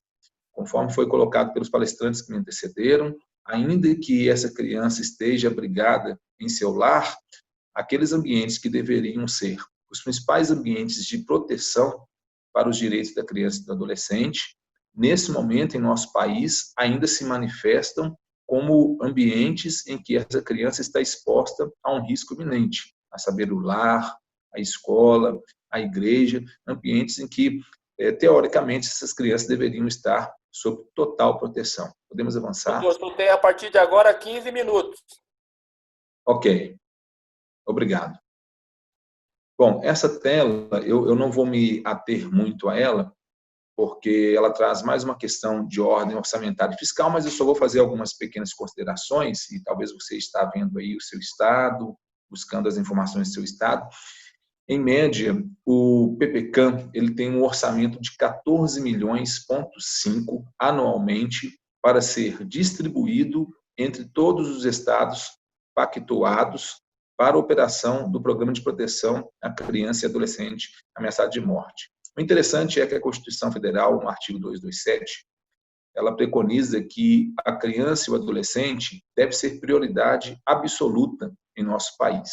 Mas um orçamento como este ainda é um orçamento muito tímido, por que não dizer vergonhoso, quando se fala na proteção dos direitos integrais da criança e do adolescente. E eu abro aqui um parênteses para dizer que, se não fosse talvez a atuação de profissionais tão empenhados na proteção de crianças e adolescentes, e faço um destaque a conselheiras tutelares que costumam, para cumprir a sua missão, rodar quilômetros e quilômetros a pé, quilômetros e quilômetros de bicicleta, porque o Conselho Tutelar da Sociedade não tem disponível um aparelhamento que pudesse subsidiar a atuação, uma atuação de excelência por parte desse conselheiro tutelar. Então, esse orçamento de 14,5 milhões para se cuidar de crianças e adolescentes no que tange à proteção, aqui a gente está falando do extremo, né? Cuidar de crianças e adolescentes ameaçados de morte já é um extremo. É um orçamento ainda tímido e vergonhoso. É muito importante, então, que o poder público, através dos seus poderes, se mobilize para que essa realidade seja transformada, bem como os profissionais que estão recebendo uma capacitação tão importante como essa desta manhã, também se coloquem à disposição como agentes de transformação dessa realidade que precisa ser impactada. Podemos avançar? Bom, desde sua implementação no ano de 2003, até julho de 2019, o PPCAM incluiu e protegeu 4.191 crianças e adolescentes e 7.062 familiares, o que totaliza uma ordem de 11.253 pessoas protegidas. Bom, eu acredito que o fato de se salvar uma única vida já é algo muito recompensador e que nos estimula a dar sequência à nossa missão com muita eficácia. Mas esse número de pessoas protegidas, com certeza, deveria ser muito maior, porque não retrata a realidade apresentada em nosso país, onde crianças e adolescentes, a cada minuto, são feitas vítimas de múltiplas violências. É muito importante que esses números eles sejam impactados, e começando a priori pela prevenção. E a prevenção só se faz com conhecimento e com informações disponíveis a toda a sociedade. E aqui, mais uma vez, eu faço o apelo para as autoridades que nos assistem, que nos acompanhem, para que possam se comprometer e se imbuir na difusão das informações que estão sendo prestadas em um espaço tão importante como este. E eu tenho convicção que, da mesma forma que eu estou aqui palestrando, as outras autoridades que nos assistem também são excelências na lida diária das suas rotinas. E é muito importante, então, que essas informações elas sejam disseminadas, difundidas para toda a sociedade, para que nós possamos gerar um novo status de proteção para as nossas crianças e adolescentes em todo o país. E aí trago destaque que o número de familiares protegidos, em muitos momentos, é até maior do que o número de crianças e adolescentes protegidas. E isso se justifica muito facilmente em função de que a criança ela não está preparada para assumir as responsabilidades quanto à sua própria criação. Apenas entre janeiro e julho de 2019, 169 crianças e adolescentes e 278 familiares foram protegidos pelo Programa de Proteção a Crianças e Adolescentes Ameaçados de Morte em todo o país. Bom, já partindo agora para uma parte mais de conclusão da minha explanação, eu quero destacar aqui quais são as principais portas de entrada para acionar o programa de proteção a crianças e adolescentes ameaçados de morte. De que forma essas portas, então, elas fazem esse acionamento? As principais portas de entrada é o Conselho Tutelar, que é, ao meu ver, quem tem uma lida mais próxima com as famílias, está mais disponível, mais acessível e a todo tempo é acionado. E por isso eu vejo como prioridade a aparelhagem do Conselho Tutelar em todas as cidades, né, onde esses conselhos estão estabelecidos. O Conselho Tutelar é, então, a principal porta de entrada do programa de proteção a crianças e adolescentes ameaçados de morte. Nós também temos a Defensoria Pública, nós também temos o Ministério Público e o Poder Judiciário. E aí esse gráfico já traz o destaque de como cada uma dessas instituições fazem o acionamento como porta de entrada do programa de proteção a crianças e adolescentes ameaçados de morte. Podemos passar?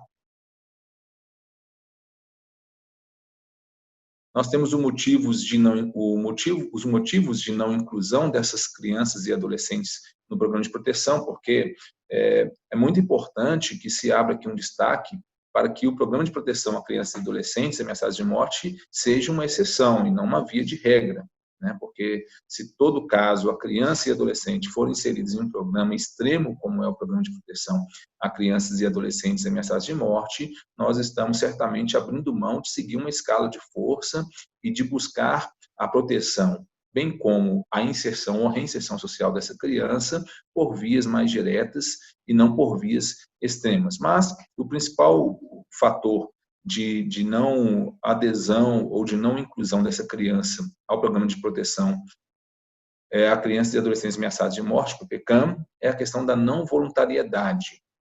Então, quando esse adolescente ele não se coloca como um voluntário a participar do programa de proteção a crianças e adolescentes ameaçados de morte, isso com certeza compromete a aplicação da metodologia e pode gerar um risco maior aos demais protegidos. Então, esse adolescente ele não vai ser inserido no programa de proteção a crianças e adolescentes ameaçados de morte. Podemos passar? Os locais de ameaça. Esse gráfico traz aí uma descrição de quais são os principais locais de ameaça e muitas vezes existe aí uma ideia de que as crianças que estão no interior dos estados não correm risco ou em algum momento não são ameaçadas. Mas o gráfico já apresenta e retrata que essa realidade é uma realidade que existe em todos os cantos do nosso país. Podemos avançar? A modalidade de proteção. Nós temos várias modalidades de proteção, conforme está descrito, né? O acolhimento institucional, o abrigamento em muitos momentos, e nesse viés é muito importante destacar que a convivência familiar, ou seja, acionar a família extensa para que seja possível essa proteção, sempre vai ser a melhor opção. Então, às vezes, essa criança está ameaçada em uma determinada cidade, na região sudeste, mas ela tem um parente, um tio, uma avó que mora na região nordeste. Talvez a simples mudança de localidade, a simples mudança de território é o suficiente para garantir a proteção integral dessa criança, não deixando, dessa criança, desse adolescente, não o deixando mais exposto a tanta violência. Então, nós sempre zelamos na condução de uma política pública tão importante como essa, para que esse seja o cerne, manter a criança nessa família extensiva. Podemos avançar? Motivo da ameaça, né? O principal motivo de ameaça são as questões ligadas ao tráfico de drogas, e por isso temos o maior número de adolescentes nesse programa de proteção, mas outras ameaças também vão se revelando como ameaças muito iminentes. E agora eu quero trazer o destaque da grande ameaça, que são as redes sociais, quando não monitoradas, quando utilizadas de forma errônea, colocam as nossas crianças, nossos adolescentes a uma total exposição e numa condição de vulneráveis. Podemos avançar? Os motivos de desligamento, também é importante fazer um destaque, né, para esses motivos de desligamento. Doutor Pitol, só para lembrar que o senhor está indo para os 5 minutos finais. Ok, muito obrigado. Esses motivos de desligamento. Sempre é feita uma avaliação por parte de uma equipe multidisciplinar, que vai avaliando a evolução dessa criança, desse adolescente no programa, e o desligamento ele ocorre quando efetivamente se tem elementos técnicos que possam balizar e garantir que essa criança ou esse adolescente, após serem desligados, não continuarão de forma iminente correndo o risco de morte. Podemos avançar para poder fechar? Bom, a metodologia ela é balizada por uma transferência de residência ou acomodação em ambiente compatível com a segurança. E vou destacar aqui o último tópico, o terceiro tópico, que diz que algo que é relevante para a metodologia é o apoio e assistência social, jurídica, psicológica e financeira a essa criança e esse adolescente, porque durante o momento que ela está ali acondicionada no programa de proteção, ela também precisa de ter as suas questões ligadas à sua subsistência também contempladas. Podemos avançar? Podemos avançar mais um slide. Infelizmente, nosso tempo ele é curto. Existe um conselho gestor que faz todo o acompanhamento da aplicação dessa metodologia. Então, cada estado tem um conselho gestor que se reúne para fazer o acompanhamento dessa metodologia. Avançamos mais um slide. Podemos avançar, por favor? Bom, as portas de entrada, conforme já foi destacada, o Poder Judiciário, a Defensoria Pública, o Conselho Tutelar e o Ministério Público. Avançamos. Bom, aqui agora nós já estamos chegando no momento de conclusão. Os critérios para a inclusão dependerá das seguintes circunstâncias: voluntariedade do ameaçado, a urgência e a gravidade da ameaça, a ausência de outras formas de intervenção mais adequadas, seguir aquela escala de força que eu coloquei, e a preservação e fortalecimento do vínculo familiar. As formas de inclusão é com o responsável legal, sem o responsável legal, mediante autorização judicial, ou jovem egresso do sistema socioeducativo, o que é uma grande realidade. Vários desses adolescentes que são liberados pós-cumprimento da medida socioeducativa, muitas vezes saem dessa unidade, desse estabelecimento de cumprimento de medida socioeducativa com graves ameaças. As modalidades de proteção são residência com os pais, acolhimento institucional, famílias acolhedoras ou solidárias e a moradia independente. Avançamos.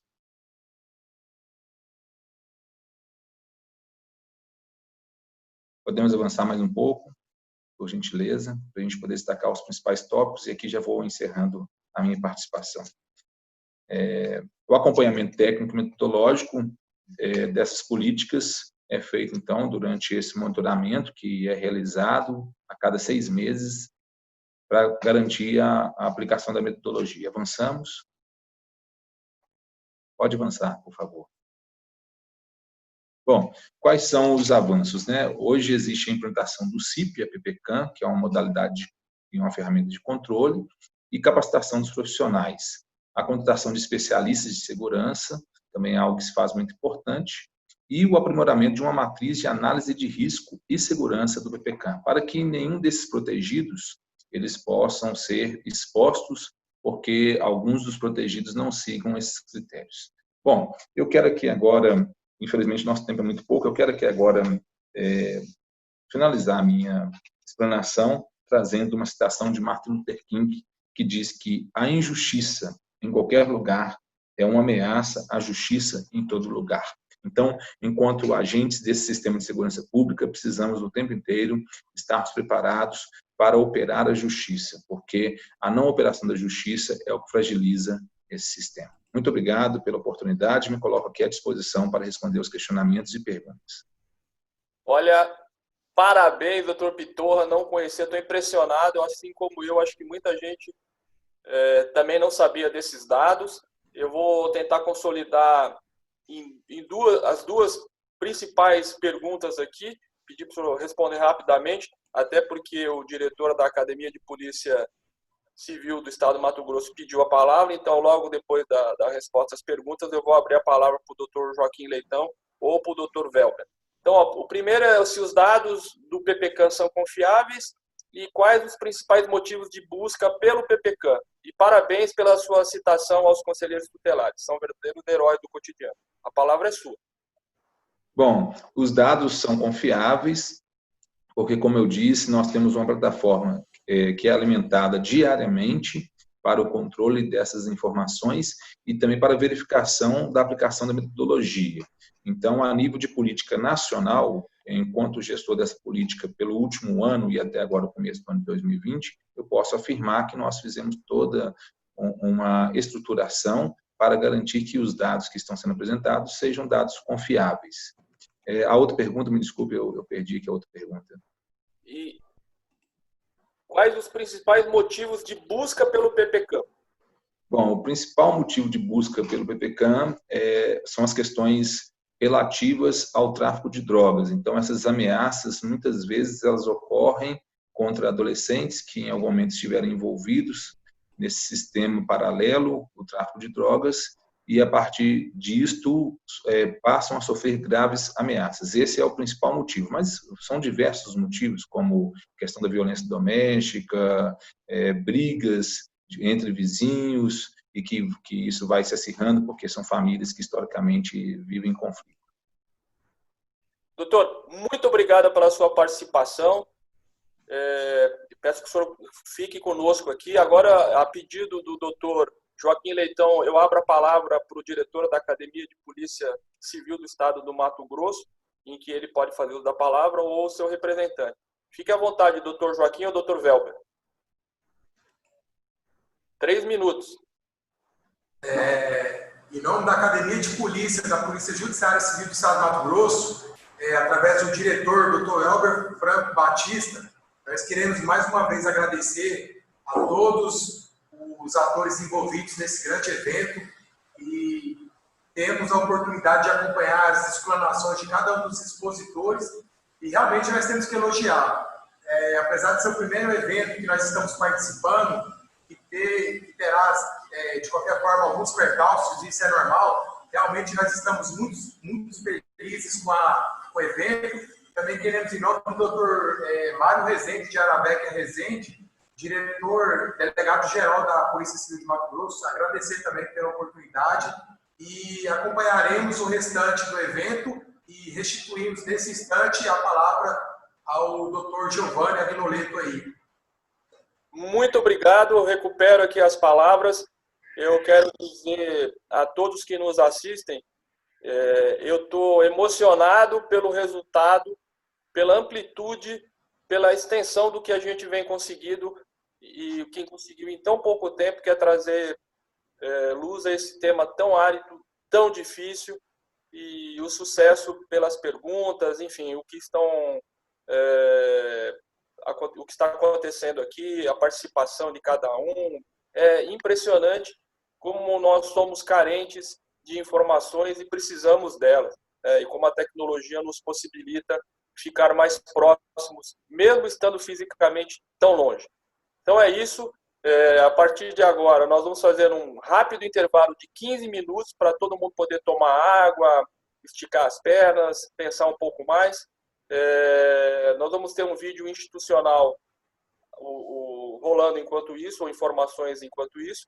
Não desliguem, tá? Eu vou fechar aqui o meu áudio e o meu vídeo e às 11h15 em ponto nós retornamos. Então, até daqui a pouco. Muito obrigado.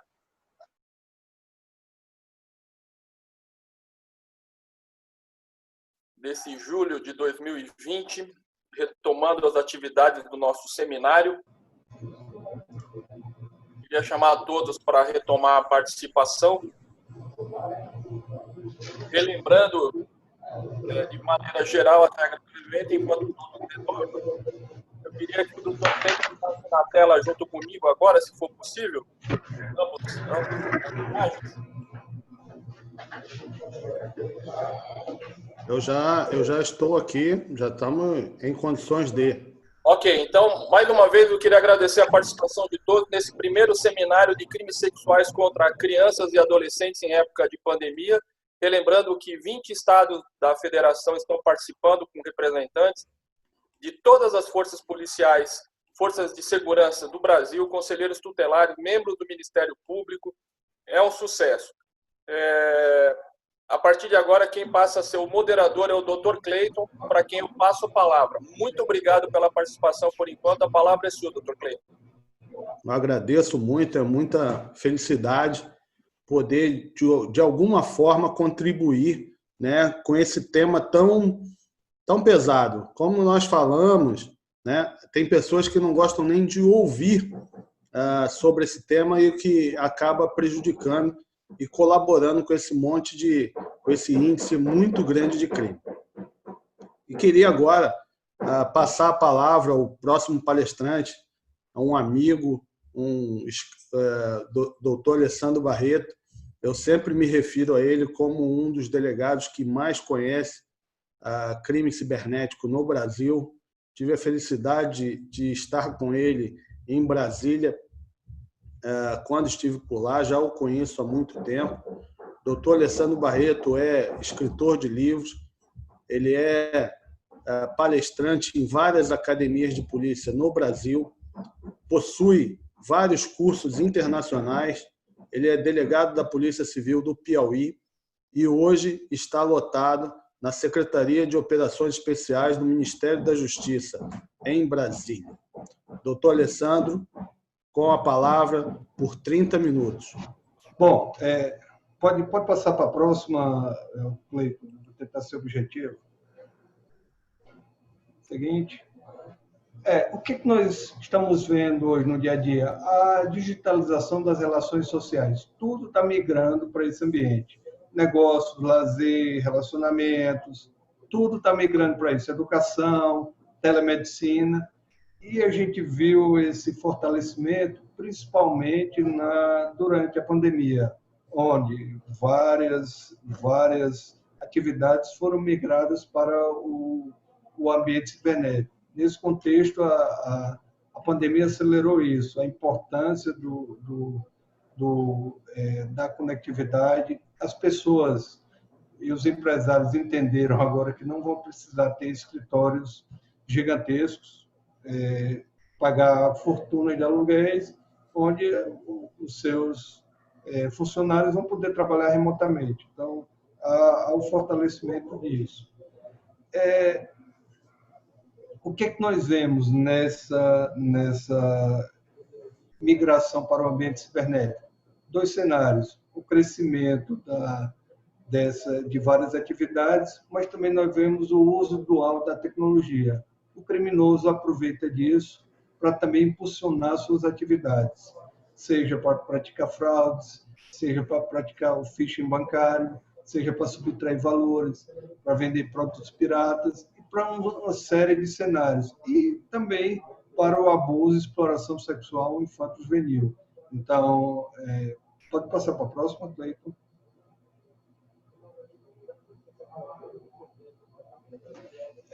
Alguns questionamentos. Sempre culpam a tecnologia pelo abuso e exploração sexual infanto-juvenil.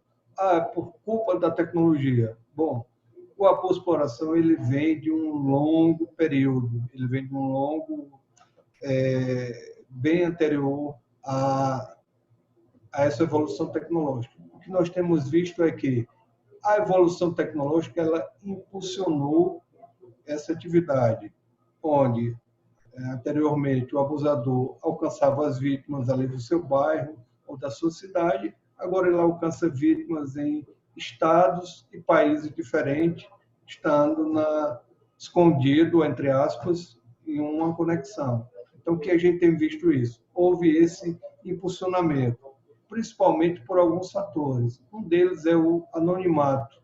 Deixa de ter a pessoa para ir para uma conexão. Então, o criminoso ele não é mais identificado por um RG, por exemplo. Agora, ele é identificado por uma conexão. E muitos deles aproveitam-se desse anonimato para cometer crimes. A escalabilidade, certo? Como eu disse anteriormente, o criminoso passou a alcançar um maior número de vítimas numa maior segurança. E principalmente a lucratividade. Então, ele aproveita esse cenário para ganhar mais dinheiro, para atingir mais vítimas. Vejam bem, isso é o uso dual da tecnologia. A tecnologia está sendo utilizada para cometer crimes, mas ela não pode ser responsabilizada. Eu vejo recentemente alguns projetos de lei polêmicos querendo responsabilizar a tecnologia. Nós temos que apontar o autor e não restringir e dificultar o acesso à rede, que é mundial e não pode ser penalizado. Vamos lá. E o que vocês têm que entender? Que a internet é insegura por natureza, mas por isso eu vou deixar de conectar, de usar os seus benefícios? Não, eu preciso ter algumas ressalvas para mitigar esses riscos. E o que eu posso fazer para mitigar? Bom, no finalzinho da palestra a gente expõe algumas coisas que vocês podem fazer para minimizar esses riscos, principalmente quando são relacionados à criança e adolescente. Cleiton, próximo slide. Opa, volta um, por favor. Nos últimos anos, nós tivemos vários avanços. A nossa legislação ela avançou bastante, seja no Estatuto da Criança e do Adolescente, criminalizando as condutas de armazenamento, compartilhamento e de produção de conteúdo, seja na remoção de conteúdo, facilitou bastante, seja na lei conhecida como Lei Azeredo, uma lei de 2012, que determinou aos estados que criassem setores ou delegacias especializadas nessa repressão, seja no Marco Civil da Internet. Então, a nossa legislação ela tem avançado consideravelmente. Só um minutinho. Pessoal, estou no vídeo aqui, tá? Obrigado. A legislação ela tem avançado consideravelmente nos últimos anos e ela tem sido útil nessa repressão. O Cleiton, eu acho que tem algo aí na frente do slide. Vamos lá. O que a gente tem visto também? As empresas desenvolverem tecnologias na identificação de conteúdo relacionado à boa exploração sexual infanto-juvenil. Por exemplo, foto-DNA, entre outras tecnologias existentes. E essas tecnologias, elas permitem a identificação de forma proativa, não precisa ninguém denunciar. Alguns recursos que são aplicados, eles conseguem identificar imagens de abuso e exploração e remover automaticamente. E, além disso, esses dados são reportados a instituições que depois repassam para as unidades responsáveis na prevenção e repressão a esse tipo de crime. Se você me perguntar, a legislação brasileira, no que tange ao armazenamento, à produção e ao compartilhamento de dados, ela é suficiente? As penas são brandas ou severas? Bom, se eu comparar a criminalização desses três comportamentos aqui com a América do Sul e a América Central, nós só temos penas mais brandas na Argentina. Os demais países reprimem com mais rigor, reprimem de forma mais dura esse tipo de comportamento. Então, se fizer, vocês podem fazer uma comparação que vão identificar que esse tipo de conduta ele é bem mais penalizado, bem mais severamente em outros países. Algumas leis elas ajudam, até leis de fora, mas são aplicadas aqui dentro. Então, na legislação americana, quando eu falo de solicitação de emergência, é toda vez que a criança e o adolescente tiver em situação de risco. Isso permite às unidades de polícia judiciária fazer solicitação para que informações sejam repassadas, independentemente de ordem judicial. Informações úteis para que se cesse, para que faça cessar o risco. Isso tem ajudado bastante na localização de crianças em situação de risco. Nossa lei é suficiente? Bom, em parte, sim. Ela tem que ser aperfeiçoada em alguns cenários. Mas a gente tem que ter cuidado que toda vida que surgir um movimento, eu não posso pensar, eu vou ter que mudar a legislação. É muito difícil nós, usuários, acompanharmos a evolução tecnológica. Imaginem o processo legislativo, que é bem mais lento, e assim, há um gap muito grande. A gente tem que ter umas adequações legislativas, mas que elas não podem ser pontuais, elas têm que ser... Eu dou até um exemplo, a Lei Carolina Dickmann, ela não fala em pendrive, em notebook, em computador, em smartphone, ela fala em dispositivo informático. Então, ela tem que ser nesse sentido. Passa mais uma, Cleiton.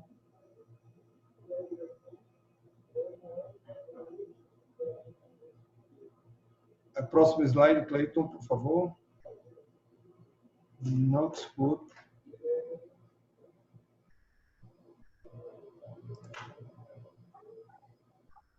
Cleiton? Na minha tela já aparece ações de polícia judiciária. Opa, eu não consigo ver aqui, mas deixa eu abrir um outro slide aqui. Fica fácil. Na minha aqui travou. Vou interromper e voltar de novo.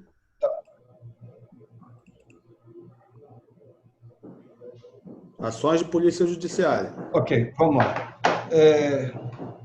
O trabalho repressivo é importante? Sim, é muito importante, principalmente para identificar o abusador e explorador.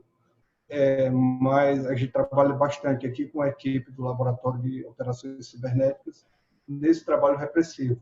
Mas eu asseguro a vocês, abuso e exploração sexual infantil, ele é muito importante, o trabalho de prevenção. O trabalho de prevenção tem suma importância para que possamos mitigar diversos problemas. O que a gente tem visto nos últimos anos? A Polícia Judiciária, seja federal, seja estadual, tem avançado bastante na repressão e na atribuição de autoria nesses crimes. Muito embora o criminoso acredite que está anônimo em determinada situação, as polícias judiciárias vêm desenvolvendo expertise nessa identificação e na atribuição de autoria. Então, o anonimato não é absoluto como os criminosos e a grande maioria dos usuários entendem. O que é importante também nesse cenário, na atribuição de autoria? Tem uma ferramenta que é crucial nesse enfrentamento. Ela se chama capacitação. Os órgãos encarregados, seja de persecução penal, seja de prevenção, têm que ser capacitados constantemente. Então, assim, a capacitação é o melhor software que se compra nesse cenário. Então, e a cada dia surgem ferramentas novas, surgem dificuldades novas que nós precisamos estar antecipando, e a capacitação ela ajuda bastante. O que tem ajudado também nesses trabalhos, nessas ações de polícia judiciária, é o trabalho em rede. Precisamos estar conectados.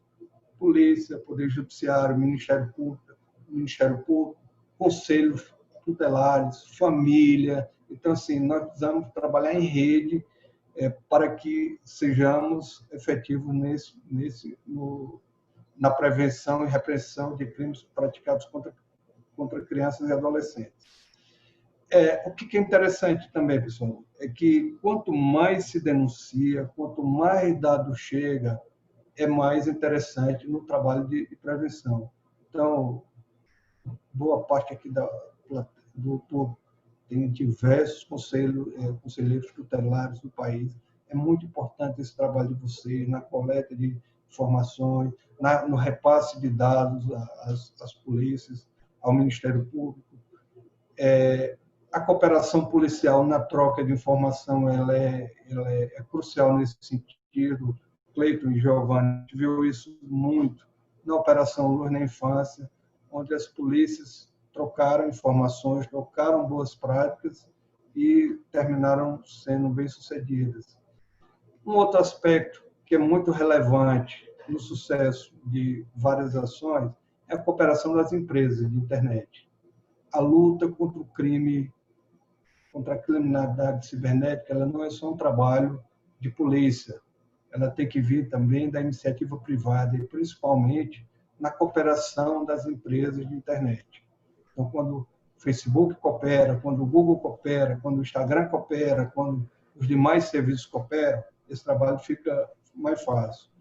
Presença dos pais e dos responsáveis também. É muito importante o pai estar atento à mudança de comportamento do filho, o que ele está acessando, o que ele está vendo. Isso é muito importante nesse cenário.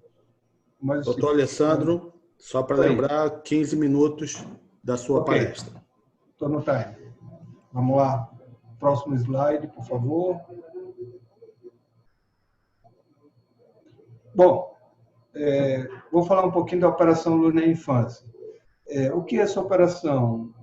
Essa operação ela já contou com 6 fases e é um trabalho desenvolvido entre as polícias judiciárias e o Ministério Público, com diversos parceiros, incluindo a Embaixada dos Estados Unidos, na adoção de boas práticas na repressão aos crimes praticados contra criança e adolescente na internet. Então, a CEOP, Secretaria de Operações Integradas, que ela está dentro do âmbito do Ministério da Justiça e Segurança Pública, ela trabalha,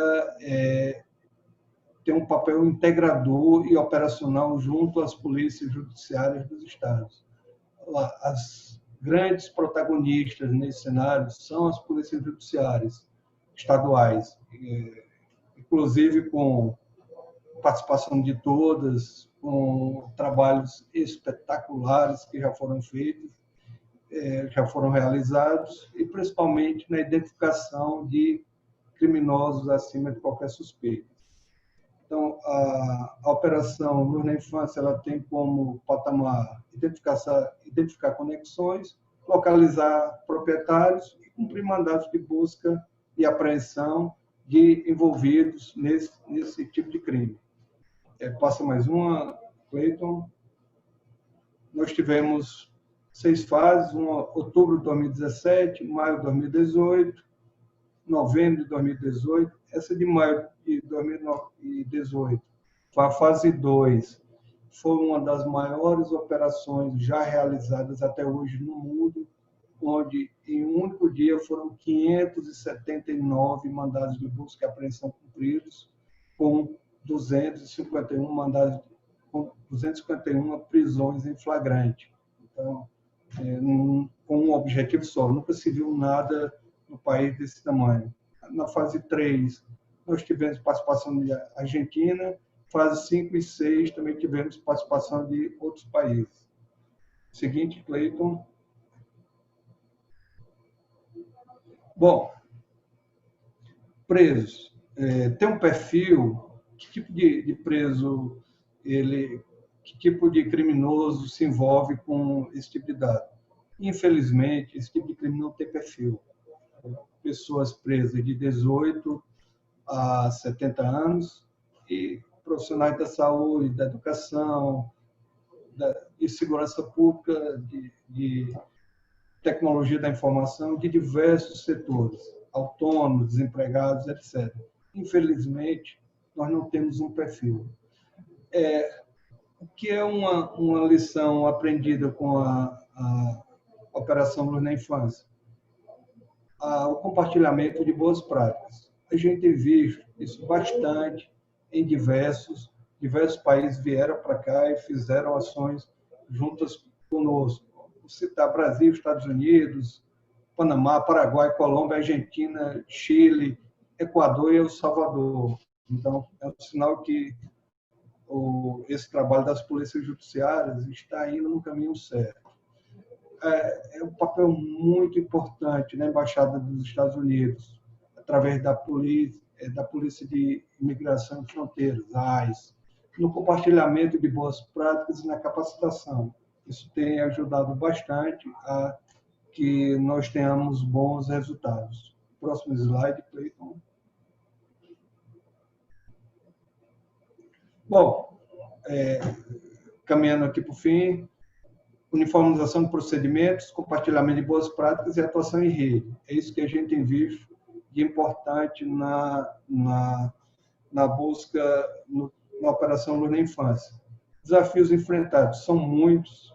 Nós somos diversas unidades federativas, com cada um com sua polícia judiciária. sempre me questionam, Alessandro, qual foi a melhor operação Luz na Infância? Eu tenho a resposta já pronta. A melhor é a próxima. Tá? Então, o trabalho de repressão a esse tipo de crime, ele não pode ser único, ele tem que ser constante, ele é o dia a dia, nós precisamos, cada dia, fortalecer as ações e pensar na próxima. Então, o trabalho de repressão ele tem que sempre focar na operação seguinte. E a Operação Luz na Infância, como diversas operações que são desencadeadas no país, elas dão um recado claro. Nós não podemos tolerar esse tipo de comportamento. Seguinte, Cleiton. Bom, vou falar um pouquinho de prevenção. O que a gente pode fazer para mitigar esses riscos? A quarentena está aí, a pandemia está aí de ensinamentos. Eu preciso tirar bons ensinamentos. Se foi uma pandemia do oportunismo para criminosos, ela tem que ser uma pandemia de oportunidades para a gente. E dizer, em que aspecto eu posso melhorar? Bom, o primeiro é prevenção, cuidado, atenção o tempo inteiro. O pai, o responsável, os irmãos, tem que estar sempre atento ao que o seu filho, sua criança, o adolescente está acessando. Alguns recursos eles podem ajudar, por exemplo, controle parental. Há diversas ferramentas disponíveis na internet para implementar esse controle. A cybereducação é uma disciplina que ela tem que vir desde o pré, quando a criança entra na escola, ela tem que estar sendo advertida dos riscos da internet. Eu preciso do acompanhamento das crianças online, tem que mostrar que isso é um ambiente seguro, tem que mostrar para eles os riscos. As crianças pequenas, elas têm que ser acompanhadas desde o início na imersão digital, não é só entregar o tablet ou o smartphone, meu filho, se divirta. É importante... Doutor Alessandro, 3 minutos para a finalização. Estou acabando, Cleiton. Vocês entendam como as coisas funcionam e como é que eu entendo como a coisa funciona. Leia a política de privacidade ou o termo de uso do serviço. Quando a criança está utilizando, o adolescente utilizando uma determinada rede social, leia o termo de uso, que tipo de dado ele vai buscar. Fique atento na configuração da privacidade de uma conta. Não deixe seu filho colocar informações pessoais identificáveis, tipo telefone, endereço. Teve um caso até, ele é bem antigo, até na época do Orkut, onde uma criança, eles criaram um grupo e lá colocavam quem tem um pai mais rico, e ficavam colocando as posses e terminou ocasionando um roubo qualificado, com base em informações disponíveis.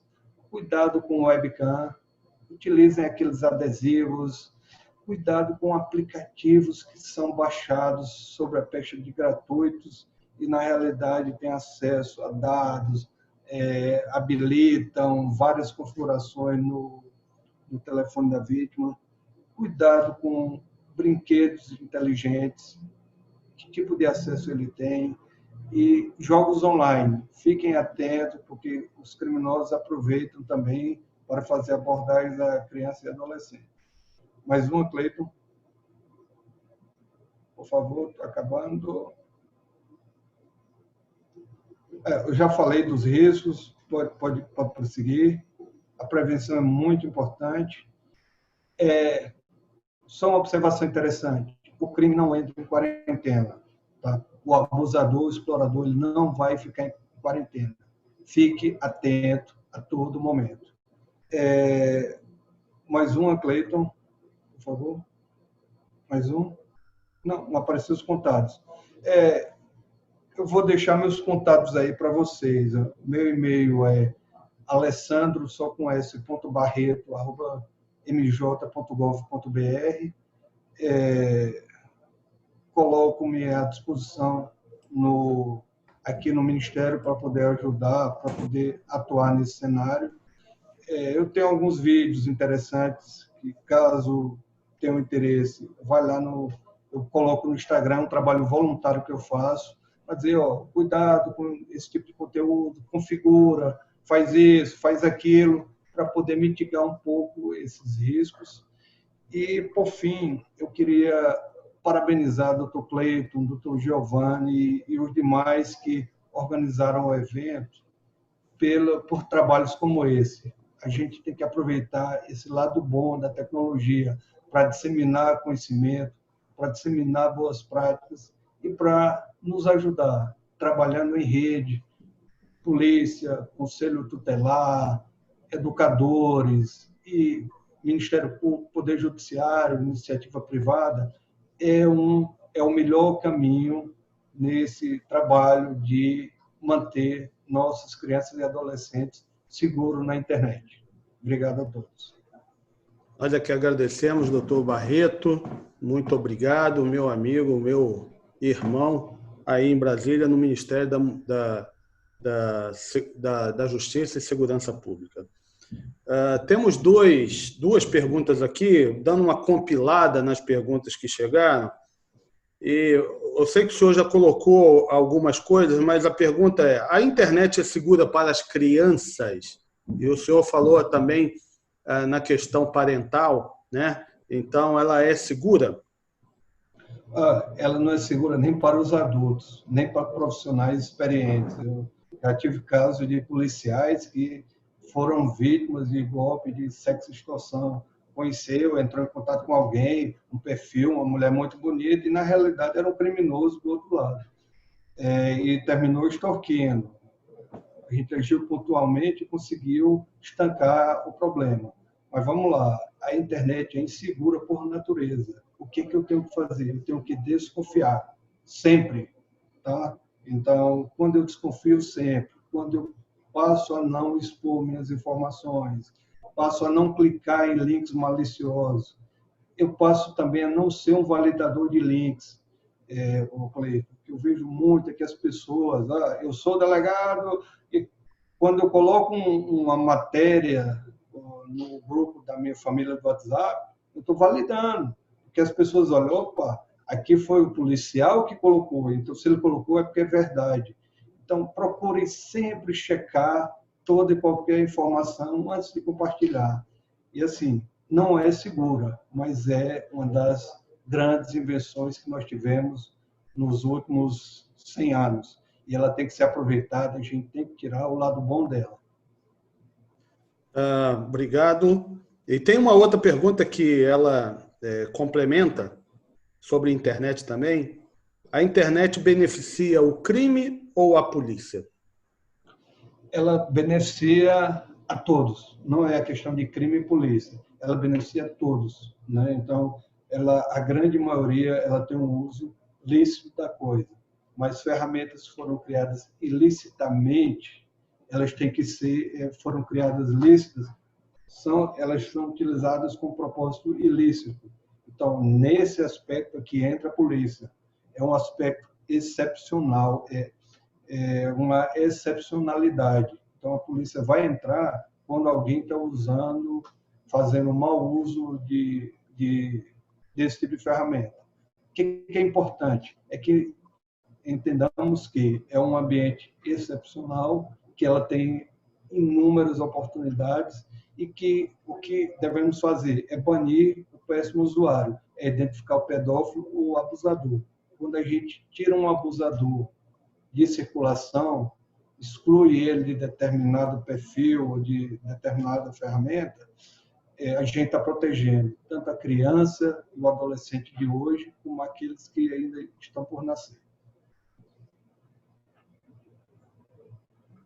Obrigado, doutor Alessandro. Obrigado pelas informações. É muito estarrecedor quando a gente vê em algumas matérias, como a que saiu numa revista especializada, né, em smartphone, de que crianças de até 12 anos de idade, 96% das crianças até 12 anos de idade já possuem um smartphone ou usam o smartphone do pai. E mais estarrecedor, aquilo que o senhor colocou muito bem, é que apenas 30% dos pais dizem ter algum controle parental. Dizem ter algum controle parental. Foi uma pesquisa aberta, cada um respondia o que queria, mas é interessante que 70% dos pais perguntados confessaram que não tem nenhum controle daquilo que o seu filho está fazendo na internet.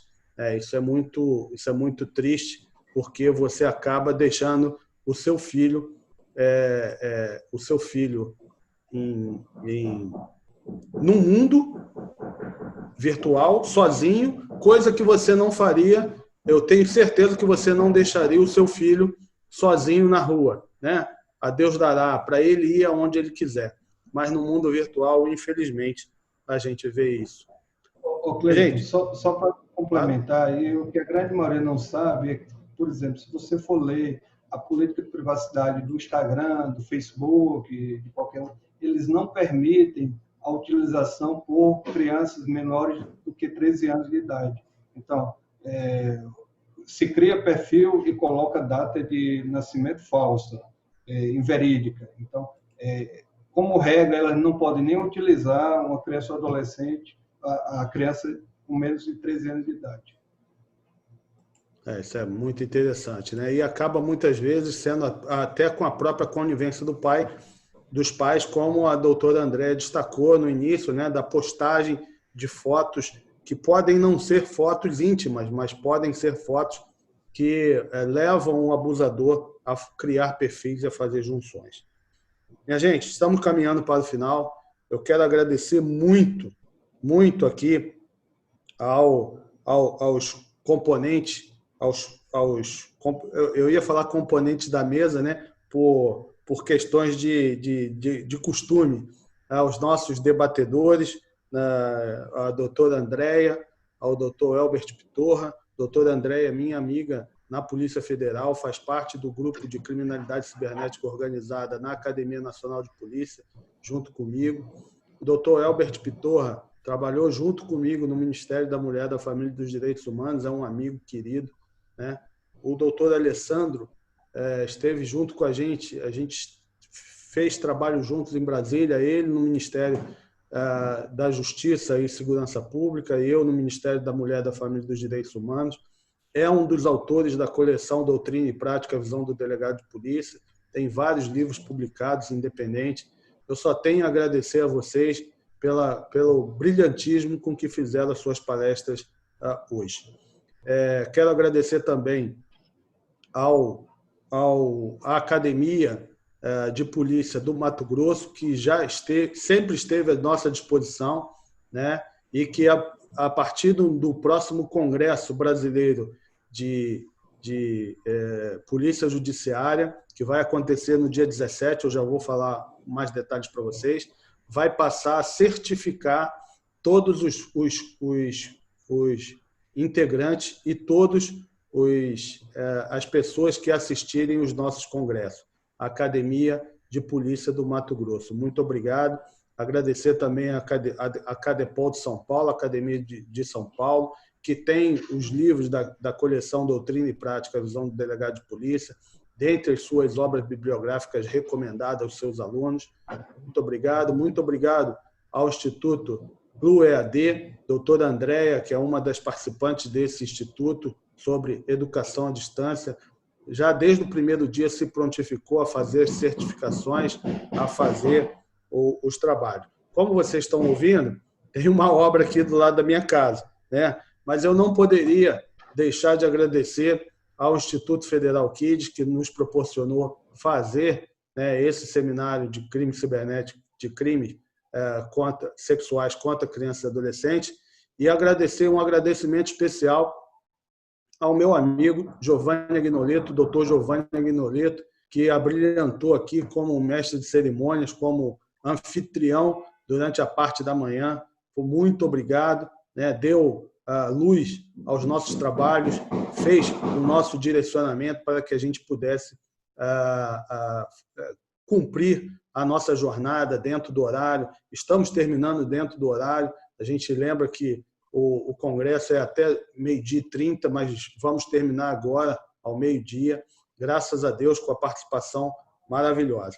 Muitas pessoas têm colocado na sala de bate-papo, em mensagens individuais, sobre os slides dos palestrantes, né? Os meus slides eu enviarei para todos os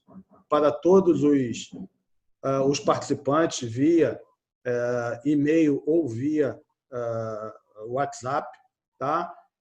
E peço aos outros palestrantes que, se possível, forneça, né, nos autorizem a enviar também os slides para todos. Então, o doutor Alessandro já deu ok. Daqui a pouco vou conversar com o doutor Pitorra e com a doutora Andréia para que todos os slides sejam encaminhados para todos os participantes. Bom, gente, só gostaria de avisar vocês que a partir do dia 17, nós teremos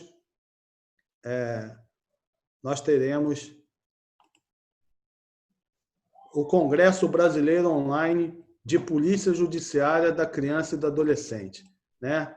É um congresso que vai ser o dia inteiro, vai ser o dia todo, tá? Ele não vai ser somente uma parte, né? Um período, né? Na parte da manhã.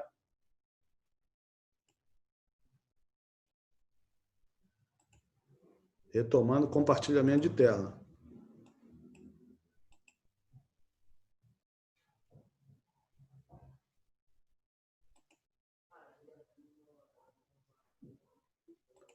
Eu vou compartilhar de novo a tela, né? Porque, pronto, assim. Então, o Congresso Brasileiro Online de Polícia Judiciária, a gente daqui a pouco vai abrir as inscrições para esse congresso, né? Vai ser o dia inteiro, com 9 palestras que a gente vai colocar ao longo de todo o dia, né? São palestrantes policiais, são palestrantes especialistas em Polícia Judiciária de Criança e Adolescente, e as inscrições estarão abertas para todos. Depois, em agosto, nós teremos o Congresso de Combate à Violência contra a Mulher, também durante o dia inteiro, vai ser no dia do aniversário da Lei Maria da Penha. Então, as pessoas que trabalham em Polícia Judiciária com combate à violência contra a mulher, guardas municipais que fazem parte da Patrulha Maria da Penha, policiais militares que fazem parte da Patrulha Maria da Penha, conselheiros tutelares, assistentes sociais e pessoas interessadas em ouvir mais sobre o assunto, estará disponível para vocês também no dia 7 de agosto, esse Congresso Brasileiro, neste mesmo formato. Em setembro, no dia 11 de setembro, nós faremos um congresso especial, um congresso que vai ser de Polícia Judiciária e Conselhos Tutelares, bem voltado para a atuação tanto da polícia quanto dos conselhos tutelares nos crimes ou nas violações de direito de criança e de adolescente. Esse congresso ocorrerá em setembro. E, em outubro, faremos o Congresso Brasileiro Online de Polícia Judiciária e Direito dos Idosos. A gente está terminando mais um livro da série Doutrina e Prática, a Visão do Delegado de Polícia, e a gente espera até o dia do Congresso estar com esse livro lançado.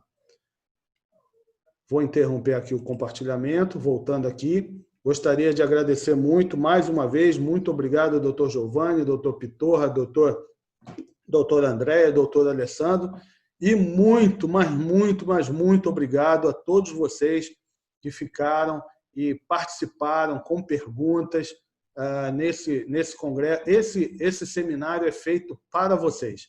A gente fez com o maior carinho esse seminário, pensando nas principais notícias, nas principais informações para passar para vocês.